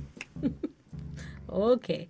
Yeah, I mean, I have very little, like, to say about this song. I mean, like, all of, like, the rest of it, I feel kind of very similar to you. I'm like, I don't really know what happened. It was nice to listen to, but something about Clinton and blah, blah, blah, blah, blah. And then we have Ceelo, who, like, you know, like he said, like, he's got such a distinct voice, and he, like, immediately stands out. And I wasn't really sure about this one, but it's interesting. It's like a fast flow, and Ceelo saves this one a little bit. And, you know, with his, like, freestyle, and I thought that was, like, really cool because it makes up for kind of, like, the first half of, like, of the song, at least, I think, for me. So I give it a 4 on 5. Oh, and I also wanted to say, I quickly looked up some statistics about jail in Canada, and all I could find was because we don't necessarily have, like, well, we do have, like, you know, large populations of, like, different types of people, but this is a couple of years old, but similar kind of situation is that Aboriginal adults, they make up for 28% of the total jailed people in Canada, whereas they make up for a population of 3% of all of Canada. So I think that that's kind of interesting, and that it's way more Aboriginal women in our jails than there are men, actually, as well. So I thought that was some interesting facts, because I couldn't find anything about jail and black people in Canada, which is kind of random and weird. Or maybe it's a better situation up here, depending on if you're not in Toronto. Okay, here Toronto's pretty bad these days. Yeah. Or Mississauga. I'm confused about my Toronto geography. I think it's just a suburb. Anyway, are we ready to move on? Yeah, let's have some soul food. Food for my soul. Man, this song does a couple of things. So they rap about the food they love, the soul food they love, that real shit. Like Big Gip's whole first verse is kind of like about like food a little bit, or not the whole verse, but got some soul food. I'm blasting the cassette food for my brain. I haven't stopped learning yet. Hot wings from Mondras got my forehead sweating. Feel like I skipped some of the food shit. Anyway, when I was sick, Ma had the hot soup boiling. Didn't know it, but it felt so good. Like some waffles in that morning. Headed back to the woods. Now I'm full as a stick. I feel like what we're doing in this song is a couple of things. One, we're eating proper food, southern food, as Timo puts out. Like, I don't eat no beef. I didn't come for no beef. Get it? He doesn't want to fight. Because I don't eat no steak. I got a plate full of soul food, chicken, rice, and gravy. Not covered it up in too much. Drinking a cup of Punch Tropical every last Thursday of the month. And then Cujo, same kind of thing. But maybe it's a little bit less foodie, but kind of a little more like shit's not as okay. And then Ceelo seems to be going, yo, I take the hardships of my life as the soul food to nourish my soul, is kind of what I'm taking from that first part of his thing, right? Like, it's such a blessing when my eyes get to see the sunrise and I'm ready to begin another chance to get further away from where I've been, but I'll never forget everything I went through. I appreciate this shit, because had I went and took the easy way, I wouldn't be the strong that I am today. And, you know, like, just the idea of being able to find appreciation. May I just say this now? Ceelo is one funny looking dude. I'm not trying to be a hater. I just didn't really know what he looked like back then. I know what he looks like now, and he's kind of goofy looking with his glasses. Like, and his, I never shiny really suits. thought about it until I saw him without sunglasses on in these music videos. And damn, does Ceelo like a funny looking dude. Not in an insulting way. But I bet like nobody who sees Ceelo really forgets him. Yeah. It's really good if you want to be a rapper. But damn, I had to put, because you see him in the videos and he's fucking hyper. And this is one where it's like he drops the burger on the floor and he looks like sneaky and like puts it there. Is it? Oh yeah, it is Ceelo. Him, yeah. Anyway, it's just Then I kind of liked how they just kind of approach this authenticity. So basically, if you keep your soul pure, this music in a sense is soul food for you. It's the idea of taking that real, that good shit, and making sure that you ingest the right things, whether it's food, whether it's good people in your life. But then Ceelo comes back with another great verse. I heap of helping the fried chicken, macaroni, and cheese and collard greens too big for my jeans. And you're just like, damn, that sounds fucking good. Like, I just want to go and eat there, please. But then he scroll around a little bit. Fast food got me feeling sick. Them crackers think they slick by trying to make this bullshit affordable. Fucking right, man. Yep. Why is you think I grew up kind of poor. You think poor people get good food? No, of course the poor people don't get the best food, man. But we had fast food ass bullshit, frozen shit, and I grew up. But that's also too because the fast food industry targets these poorer areas, and so therefore increasing the poor people even getting tonight, fatter and fatter you're gonna get because the they can only hot afford dogs McDonald's or whatever. And even like at the grocery store, it's hot dogs, it's processed bullshit, Yeah. all sorts of crap, man. It's like just imagine if like healthy food was cheap. Like imagine. Anyway, it's fucked up. Do they have Whole Foods up in your neighborhood? I'm just curious. Well, we don't even have it. I don't think they're in Canada, are they? We have healthy vegetable options though. And then I love how as Big Gibb's second verse starts, the chorus like kicks in. He's like, "Hold up, see, it's what I write," and he just kind of like cuts him off to kind of keep doing it. And he describes this like joyful situation where Mama's not cooking, we all hitting up the city to go to the local place where all the dope ass food's at. Yeah. And I like how in the video they start off. It's right, we did watch the videos this time, super old school. And if I missed a video, well, I only saw 2. So they start off in like a McDonald's-y like fast food bullshit place, and they end up in like this more sit down, proper, we gonna make the food proper type situation. Yeah. Like I just want to go and like eat at those like tiny little spot on the side of the road that's like local, and it's just like this grandma cooking in the back. That's my dream. Oh, there's some really good ones actually in the middle of NEG. Like I've seen diners, drive-ins, and I'm not so into diners. What I'm really into is like the Jamaican food places where you can go and get like a curry goat with rice and plantain type meal, and it's like that it's some. I really want to try oxtail. All my like Jamaican friends, they always talk about oxtail, and I'm like, what is this? I need to have some. We can get some oxtail. It's not even that far. I mean, it's kind of far, but we'll figure out the oxtail and keep you posted. Hell, maybe if you're into it, we can eat it on camera. If We'll do a mukbang. We can do a mukbang That'd be of so much fucking fun. like Jamaican food. Anyway. I thought this was a great song. That beat is like smooth and funky, but in like the subtlest kind of upbeat kind of way, similar to that first thought process beat that kind of like sucks you in. And I feel like at this point on the album, I've had the shit kicked out of my soul, so it was important to now get some like this is like a positive song, all things considered, like as positive as this album is gonna get.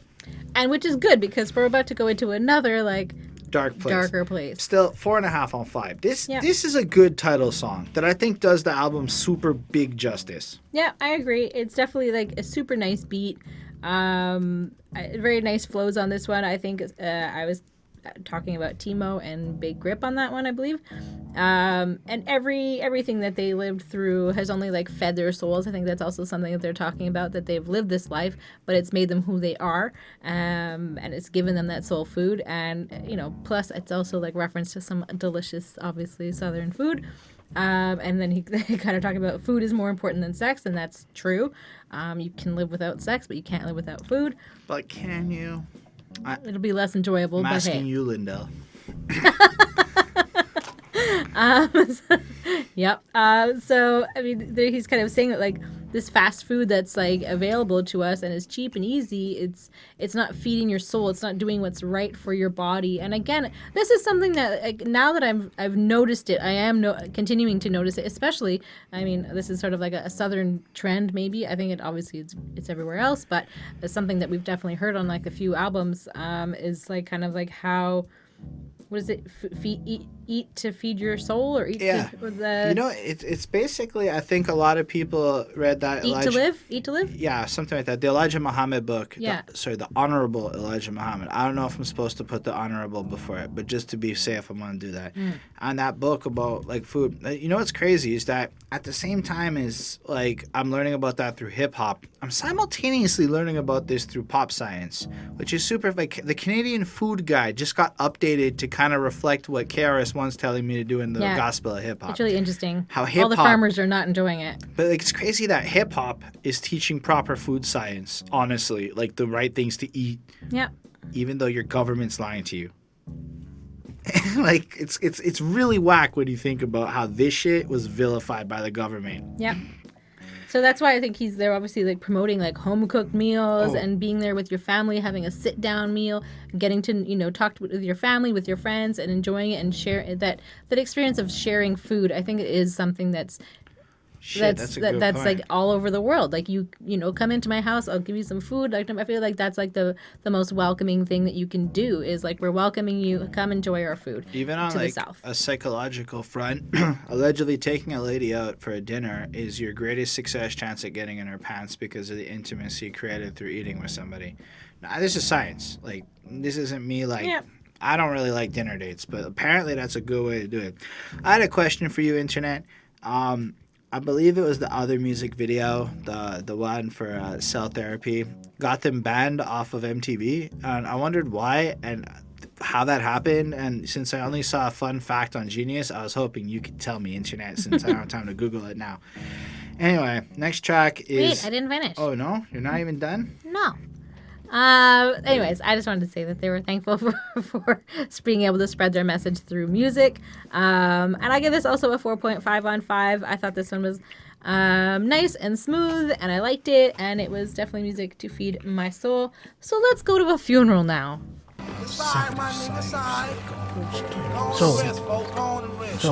So they're like at a funeral now, and it's just like you can picture them off in the corner, just kind of talking, to each other. Like, it's too much. I can't do this shit. Y'all my stuff. Well, you can home. hear in like the background like someone mourning Name all and lit up. crying. This is the first time his name all lit up. Y'all realized this man been in a motherfucking box, man. Like, they're just kind of like hearing, like it's almost like it's sinking in, And then at the end, it's like he got cellular of Ron's. Oh man, just what I'm saying. Ain't no telling, man. Know what I'm saying when I'm gonna be off in the motherfucking dirty. Know what I'm saying. I don't know how they knew. I don't know what they're gonna say when I'm gone, hog. I can feel that shit dirty. I guess this is them. I don't really understand this 100. Be real with you. What I took from it is them kind of staring at this person in the box, kind of picturing what happens when their time comes. I might be wrong, but that's kind of what I picture. Yeah, I think it's basically just sort of like a reminder that life's short and to do something good with your time on Earth. But I really like the nuance it brings to this project. Again, like, considering it serves a really good thing in between, like, you need that soul food. All right, you got your little replenishment. Let's get right back into the real shit. And, I mean, there's, like, at this point, 3 skits, 3 songs left on the album, and each of these skits kind of builds into the next song. So this does its job really well, and I give it a 4.5. Yep, same thing. It leads into the next song. Well, I gave it a 4.25. That's fair. The truth is, though, I didn't ask to come. Closer to the hearse, while sunbeams burst on baskets, really blinded me.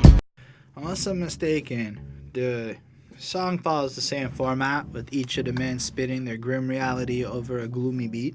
A well-produced gloomy beat that really has a funky groove to it. Yep.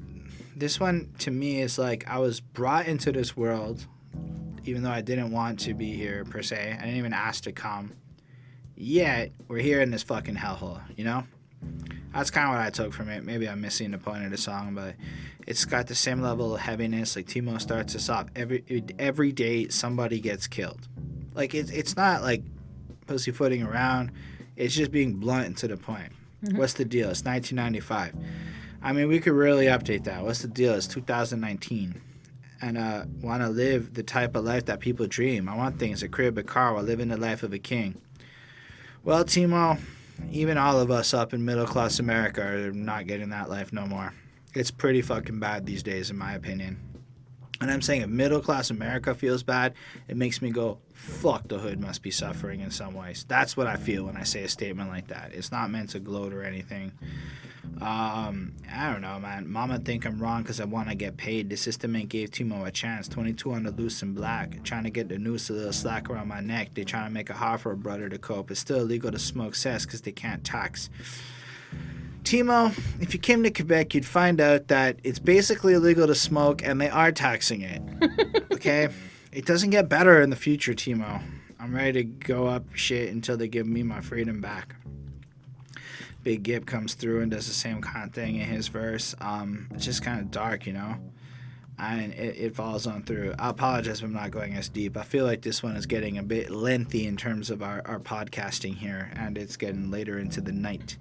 But yeah, I feel like he just follows through, like, because they're on some personal shit. He's sitting on the front lawn of the apple tree, and for those who don't got to take, before the owner shows up at the back of the yard, police you call, and there wasn't no marshal there to watch your stuff. You know, just again, grim darkness, shit that they've seen going on in the world around them, and it's just kind of serious, you know. Cujo, same kind of shit, and I feel like these three come in and lay down the heaviness, the darkness of what we're getting, and then Ceelo's a little bit of a voice of kind of possibility.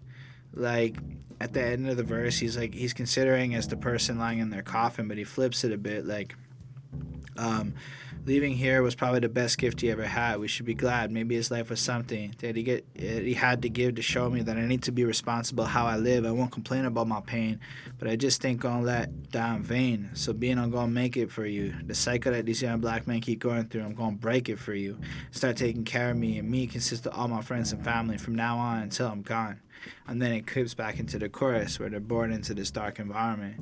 And I felt that just like they paint it up, and like it's very painful, and then Ceelo's like, yeah, but we don't have to let it be meaningless. We can learn. Yep. We can be better. I mean, well, Ceelo, I'm learning from you, so that hit me again, heavy and hard. The song is fucking powerful, and I gave it a 4.5 on 5. Yeah. I mean, they're talking about all the violence and everything that they're seeing at their present time in 1995, and how they're saying that, you know, life should be good. You know, it's been, you know, all this time has passed since, you know, all these, you know, the riots and everything from like the 60s and like everything else, and then now in the 90s all this stuff is happening again. Like Rodney King has just happened recently. Yeah, and so like I think that they're kind of saying like this is crazy, like this kind of violence and everything that we saw and like we thought that we escaped, it's just as bad as it ever was. And like the dangerous street life is kind of the life that they were born into, and like how difficult that is, and how it's very sad and it's not easy. And he's talking about the realities of gun violence, and he's talking about people that he knew personally that have been killed by guns, and you know he's facing this funeral. I'm guessing that was from the previous song. You know, it was from a friend. You know, obviously somebody close to like the group passed away, was killed, but they're not going to they're going to use their words and their rap and their music and their influence as well, to not let their friend just die in vain, and like to not let themselves, you know, go out that way as well, and which I think is really interesting and like a good thing. It's definitely like powerful.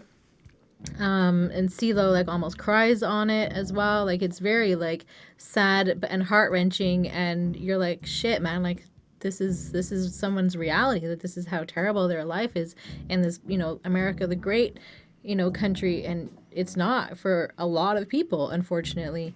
Yeah, and it's just sad realities. And they're also, because, you know, it kind of comes in from the last song, they're the pallbearers. They're literally carrying the weight of this dead person that they loved on their shoulders, and they're carrying the weight of all of this on themselves. They have to carry on and be better and not have that weight on them forever, and hopefully that they can do something that's meaningful enough that they can kind of move past that and say that they did do a good job in their lives. I think that's kind of something that's powerful. So I give this a 5 on 5. I thought it was great. All right, the next one is Rico. Rico. We sit back and watch for the bullshit, because you know what's coming. So this is Rico Wade, and he says, we sit back and watch for the bullshit because you know it's coming. You know it's coming. And yeah, I think that is a good little 7 seconds to describe a lot of what they've kind of put out. I personally feel that this was 7 seconds that was just there, and it did very little for me. I give it a 4. I mean, I suppose it works. The next one's called The Coming, and so it plays into that, but yeah, I gave it a 3.75. It was really too short to have any impact. Shrug. All right, let's talk about the next one called The Coming. Featuring the Witchdoctor. Getting your ass on the spot, concoct like a wise wizard, just 'cause I wear the... All right, Bonnie, how do you feel about this one? Well, you know, I feel like you know I liked it. So they're thinking about don't get involved in with crack, just don't. And just sort of talking about, I think they're reacting more to like the terrible violence that they constantly see that's around them. And God is leading them. They're trying, helping them maybe like escape and finding better ways. And I think that's proof to the pudding in this music. I liked Witchdoctor. I thought that he was cool. I really enjoy like that reggae feeling that he kind of brings to the table. And they talk about how the city will kind of eat you up and swallow you whole. They talk about being tough, and Ceelo wants Black people to uprise and create a change and do something that's, I guess, maybe more like a peaceful protest. So I thought it was a really good song. It has a good message. I liked that. I always enjoy like listening to like these weird little sounds, and I enjoyed listening to like what I imagine to be like the swamp sounds in the background. There was like frogs and chirping, and it sounded very like I imagine being at a swamp when I think of the South. I don't know, maybe that's just like because of Louisiana or whatever, but or New Orleans, wherever there's like all those swamps and the bayous, and like in Florida they have all the swamps where like the Everglades are, right? And the alligators and crocodiles, alligators. Anyways, I liked it. I really liked that kind of reggae feel that Witchdoctor brought to this. I gave it a 4.4. I thought it was good. That's fair. When I heard the Killing Tool click, I don't know, I pictured guns. I don't know if it's supposed to be a gun. I just kind of pictured people with guns. Well, yeah, they're talking about violence. I feel like this kind of, like, I don't know. I don't really know if I understood the point of it. Like, it got to a point where I felt like I was just kind of hit with a lot and by the end of this album. So, as I begin to fall and I spark to riot, no longer quiet, I got a voice that's in your ears, staring clear. It's madness everywhere I look, but can't see so much I can't explain. I feel unreal. Every day it's like a Ferris looking to find some wheels. So again, chaos and crazy shit going on. The dark context of their reality. They're very stressed about the situation, numb to pain and whatnot. And then, I don't know, I kind of took it like the crack game brings you to kill is like one circumstance there that gets brought up in terms of the dark reality.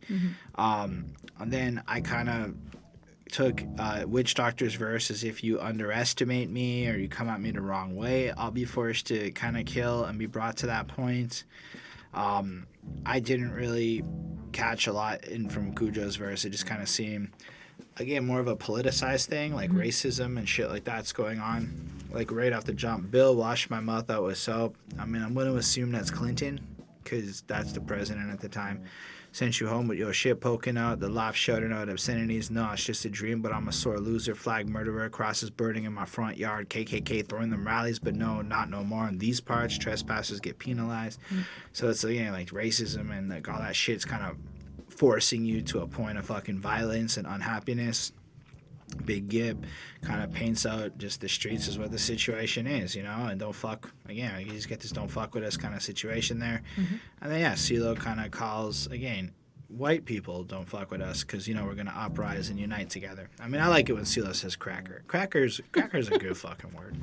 I don't think so. I feel like, doesn't it come from like us cracking whips? I mean, in the sense of the I enjoy hearing like a guy like Ceelo be like, cracker, you stuck with it. Like there's something to the power and rage there where it feels like I never really knew where it came from, and then like finally like it clicked in my head, like not too many years ago, but I was like, oh, that's what it means? Yeah. So I mean, I feel like at the end of the day, the whole point of this song is that these are men who, for different reasons, have reached a point where they are willing to kill if need be. And again, if you're looking at the picture they're painting, it's kind of like the little preface before, like we're watching for bullshit. We know that this shit's coming, so we have to be in this point of view. I thought it was pretty strong. I gave it a 4.35. It's definitely not one of my favorite songs on the album. Maybe I just had a little bit of trouble getting into it. That's fine. That's what I think about that. All right. Well, let's see how you feel about getting into Ceelo. Ew. The evil that they do. I mean, he made the devil. You understand what I'm saying? This is a weird one. Ceelo's So in the context, I mean, devil is the white people and God is the black man. In the context, I believe, of the Nation of Islam. But I mean, this is a fascinating thing. It's basically saying that God, as in the creator above, allowed the evil and the white man's racism and all of this shit to happen to basically put the black folk to the forge to create a stronger and more powerful version of them. That's basically what he's saying here. Yep. And I was like, that's an interesting way to take the circumstances of the darkness explored on this album and to try to find some meaning in it. And if you think about Ceelo's verses throughout the project to this point, they've all kind of had that tone. Like, I appreciate the struggle because it makes me a better man. Yep. And I guess that is a way to take the worst of situations and flip them. It is like being steel and put through a forge and shit. So I thought it was really interesting. But again, it was just like, wow, we're back to another little skit thing. And I guess the back and forth at the end kind of hit me a little bit. So I gave it a 4.25. Yeah. I mean, really, he just says, like, God is everything and other people's badness helps their goodness, essentially. So, yeah, I mean, there really wasn't much else to it, but it's nice. I gave it a 3.75. All right. Which it does work to bring us into the last one on the project, which is called The Day After. The mind that's programmed to destroy from the begin. When will it end? On the day after. All right, Bonnie, how do you feel about this album closer? Well, I think it starts off, and I think the message is clear. It's pretty similar to, like, the last little thing with Ceelo. Keep fighting for the positive and the goodness. Like, keep making that and keep being that. Believe in God. Don't fall into, like, the trap of drugs and alcohol and, you know, like, don't get involved in, like, the street life, I guess he's kind of trying to say. You know, be aware, like, take things seriously because your friends and your family and your neighbors and people around you are dying. And, like, this is definitely going to affect everybody in these communities. And he wants everybody to think about the future and make positive choices and make, you know, slowly but surely, like, things can change. If everybody starts making these positive little choices, the bigger movement will happen.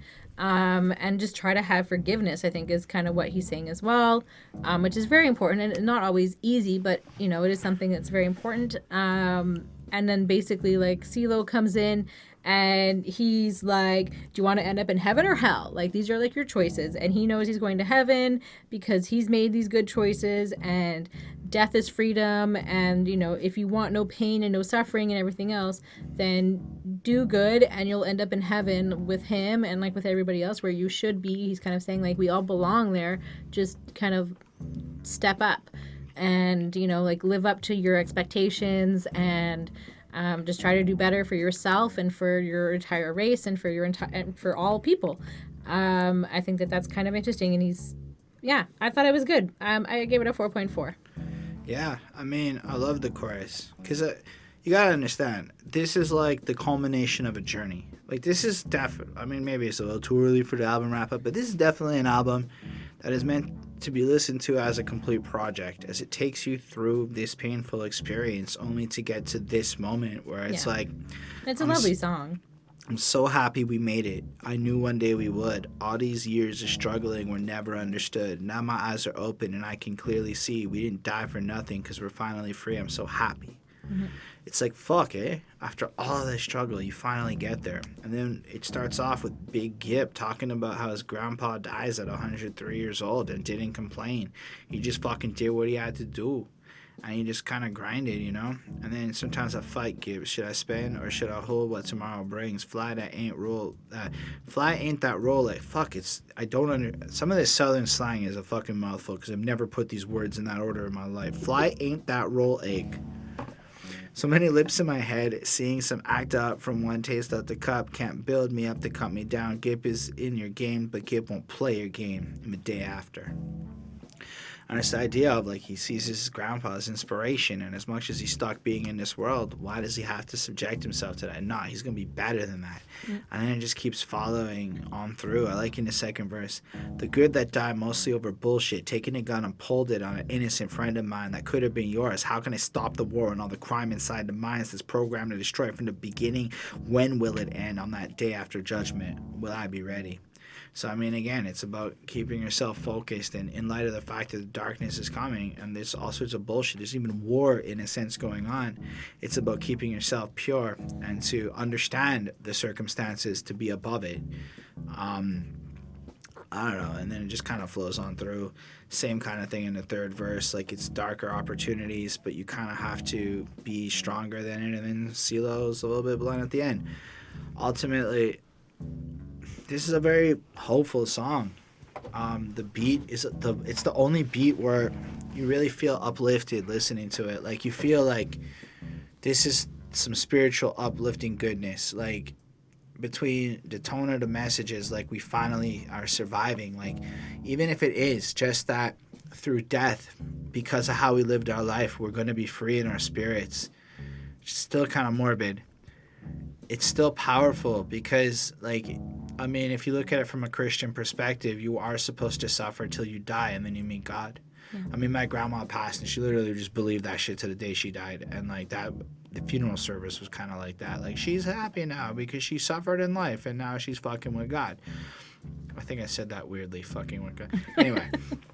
My point but I think it's also, like, showing that death, you know, for these young kids is there. It's around them. It could happen to them. It's not like, you know, you imagine that death is only for older people, but no, for them, these young kids who are involved in all this stuff and seeing all these terrible things that it's the day after sang. you die. What happens? It just clicked. The day after you die, what are you gonna see? Yeah. But either way, it's like it's a tragic like idea that's where we're ending this album on like my soul's good. So when that comes for me, my soul's good.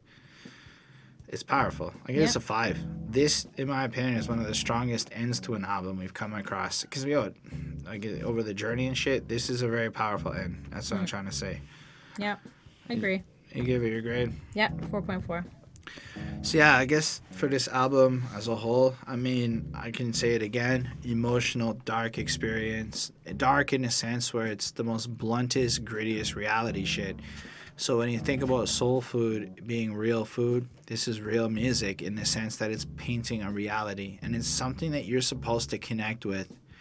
And it's something you're supposed to go on that journey with, only to realize that through consciousness, education, and awareness can we break free of the chains holding us down. I mean, it's just such an amazing album. I mean, I got 2 grades for you, Ismail, because, you know, the one with the skits is a 4.545, and without the skits, it's a 4.62, because there were 6 skits on this album. I think this is undeniably a motherfucking classic. Like, undeniably. Like, this is I don't think I'm ever going to forget listening to this project. Not just that it's, like, a timeless thing. Like, I feel like this album has impacted me as a person in a stronger way. Very few albums, I would say, hit me as hard as this one did. Like, you almost want to cry listening to this album because it's so emotionally painful what they're talking about in general. Like, it's like, I mean, you get the gist of it. I've kind of made the point clear for almost 2 hours now. So, like, yeah, I mean, I don't know if it's 2 hours after editing, but it's over 2 hours now for us. So, like, it's really it's just a strong, powerful, amazing album that I feel like if you're gonna be somebody that wants to talk about what you know in hip-hop, this is mandatory. This is a mandatory listen, especially in my opinion if you're a white person who wonders why people might feel a certain way in the hood. This is a good testimony for how certain people might feel in their day-to-day life. Yeah, I mean, I give this a 4.25 on 5. It's an 85%. I definitely agree. It definitely has like some great songs. It has that. It definitely like impacts you. It gives you lots to think about, lots to feel, and kind of like reflect upon. And like there are messages I think that will just kind of stick with you for a long time after. And at the same time, there's like some hype beats. Organized Noise did an amazing job on this album. And on most of the beats I think they did, and like there's like some really good groovy enjoyable like tunes on this one, and I really like that as well. It's not all morbid and terrible. Some of it's like really like enjoyable, and it is food for your soul. It's definitely I think it was effectively effective, and I think that's pretty much it for me. I liked it. That's fair. Before we go on, I just wanted to let you know that I've been trying to get the chorus from Millennials by Outkast for a while now, and that might be the hardest fucking chorus I've ever come up with. You know, just so you know that. I can't even fucking do it. So annoying. I have to listen to this all the time. I've been really working on it. I wanted to know if you guys are also struggling with that hook in your personal lives. Like, how the fuck did André make those sounds with so tight on his throat? I can't figure it out. Anyway, thank y'all for watching this. It really means the world to us. Please feel free to leave us a comment with anything you want to say. Add to it. I know y'all got the goods on the Goodie Mob. You all got some great stories to put in that comments. And if you do, not only will I appreciate it and answer you, but then everybody else coming to the review, everybody knows you read the comment section. So you're adding to that lore of this video. So feel free to do that. We're small enough, I promise I'll answer, unless you're watching this in 3 years and we're huge, in which case, well, that's a different story. Special thanks to the patrons, Ismail Gadamsi, Chris Prado, Super Old School 1994, Linda Williams, and the man of the hour, Mr. Carl. Thank you for the fucking request, because he joined us on Patreon. This was his free request, and now he's part of the request pool, where every couple of weeks you may notice we're talking about these Patreon requests. Well, it's these people. They're telling us what to review, and it's crazy because like you really get to sense of their personality. Great ideas. Yeah, like this one's for you, Super Old School 1994. But I don't get a lot of comments, but I'd say since we've done that review at least once a month, somebody's been like, "Wow, you guys did a review of Natas? Fuck, I'm not even saying it right. I don't care anymore. Do you believe in God? Anyway, so yeah, you guys are really dope for all that. So and they support us. We got a new camera recently, so you can see all the fucking lint on the table and shit. We're trying to get to the next level. We're sorry. They're terrible cat hairs. There's fucking everywhere. We're trying to get to the next level. So if you want to see us do more, it's a great way. And if not, you can hit that subscribe button. If you like the video, you can hit the like button. Just like click, or if you're on your phone, you would do that. You could also leave a little comment, where on your phone it might be. Anyway. That's right. I'm hungry. And I just dropped a project recently myself, so feel free to check that out. It's on this channel, the songs, and the link to all that's in the description of the video.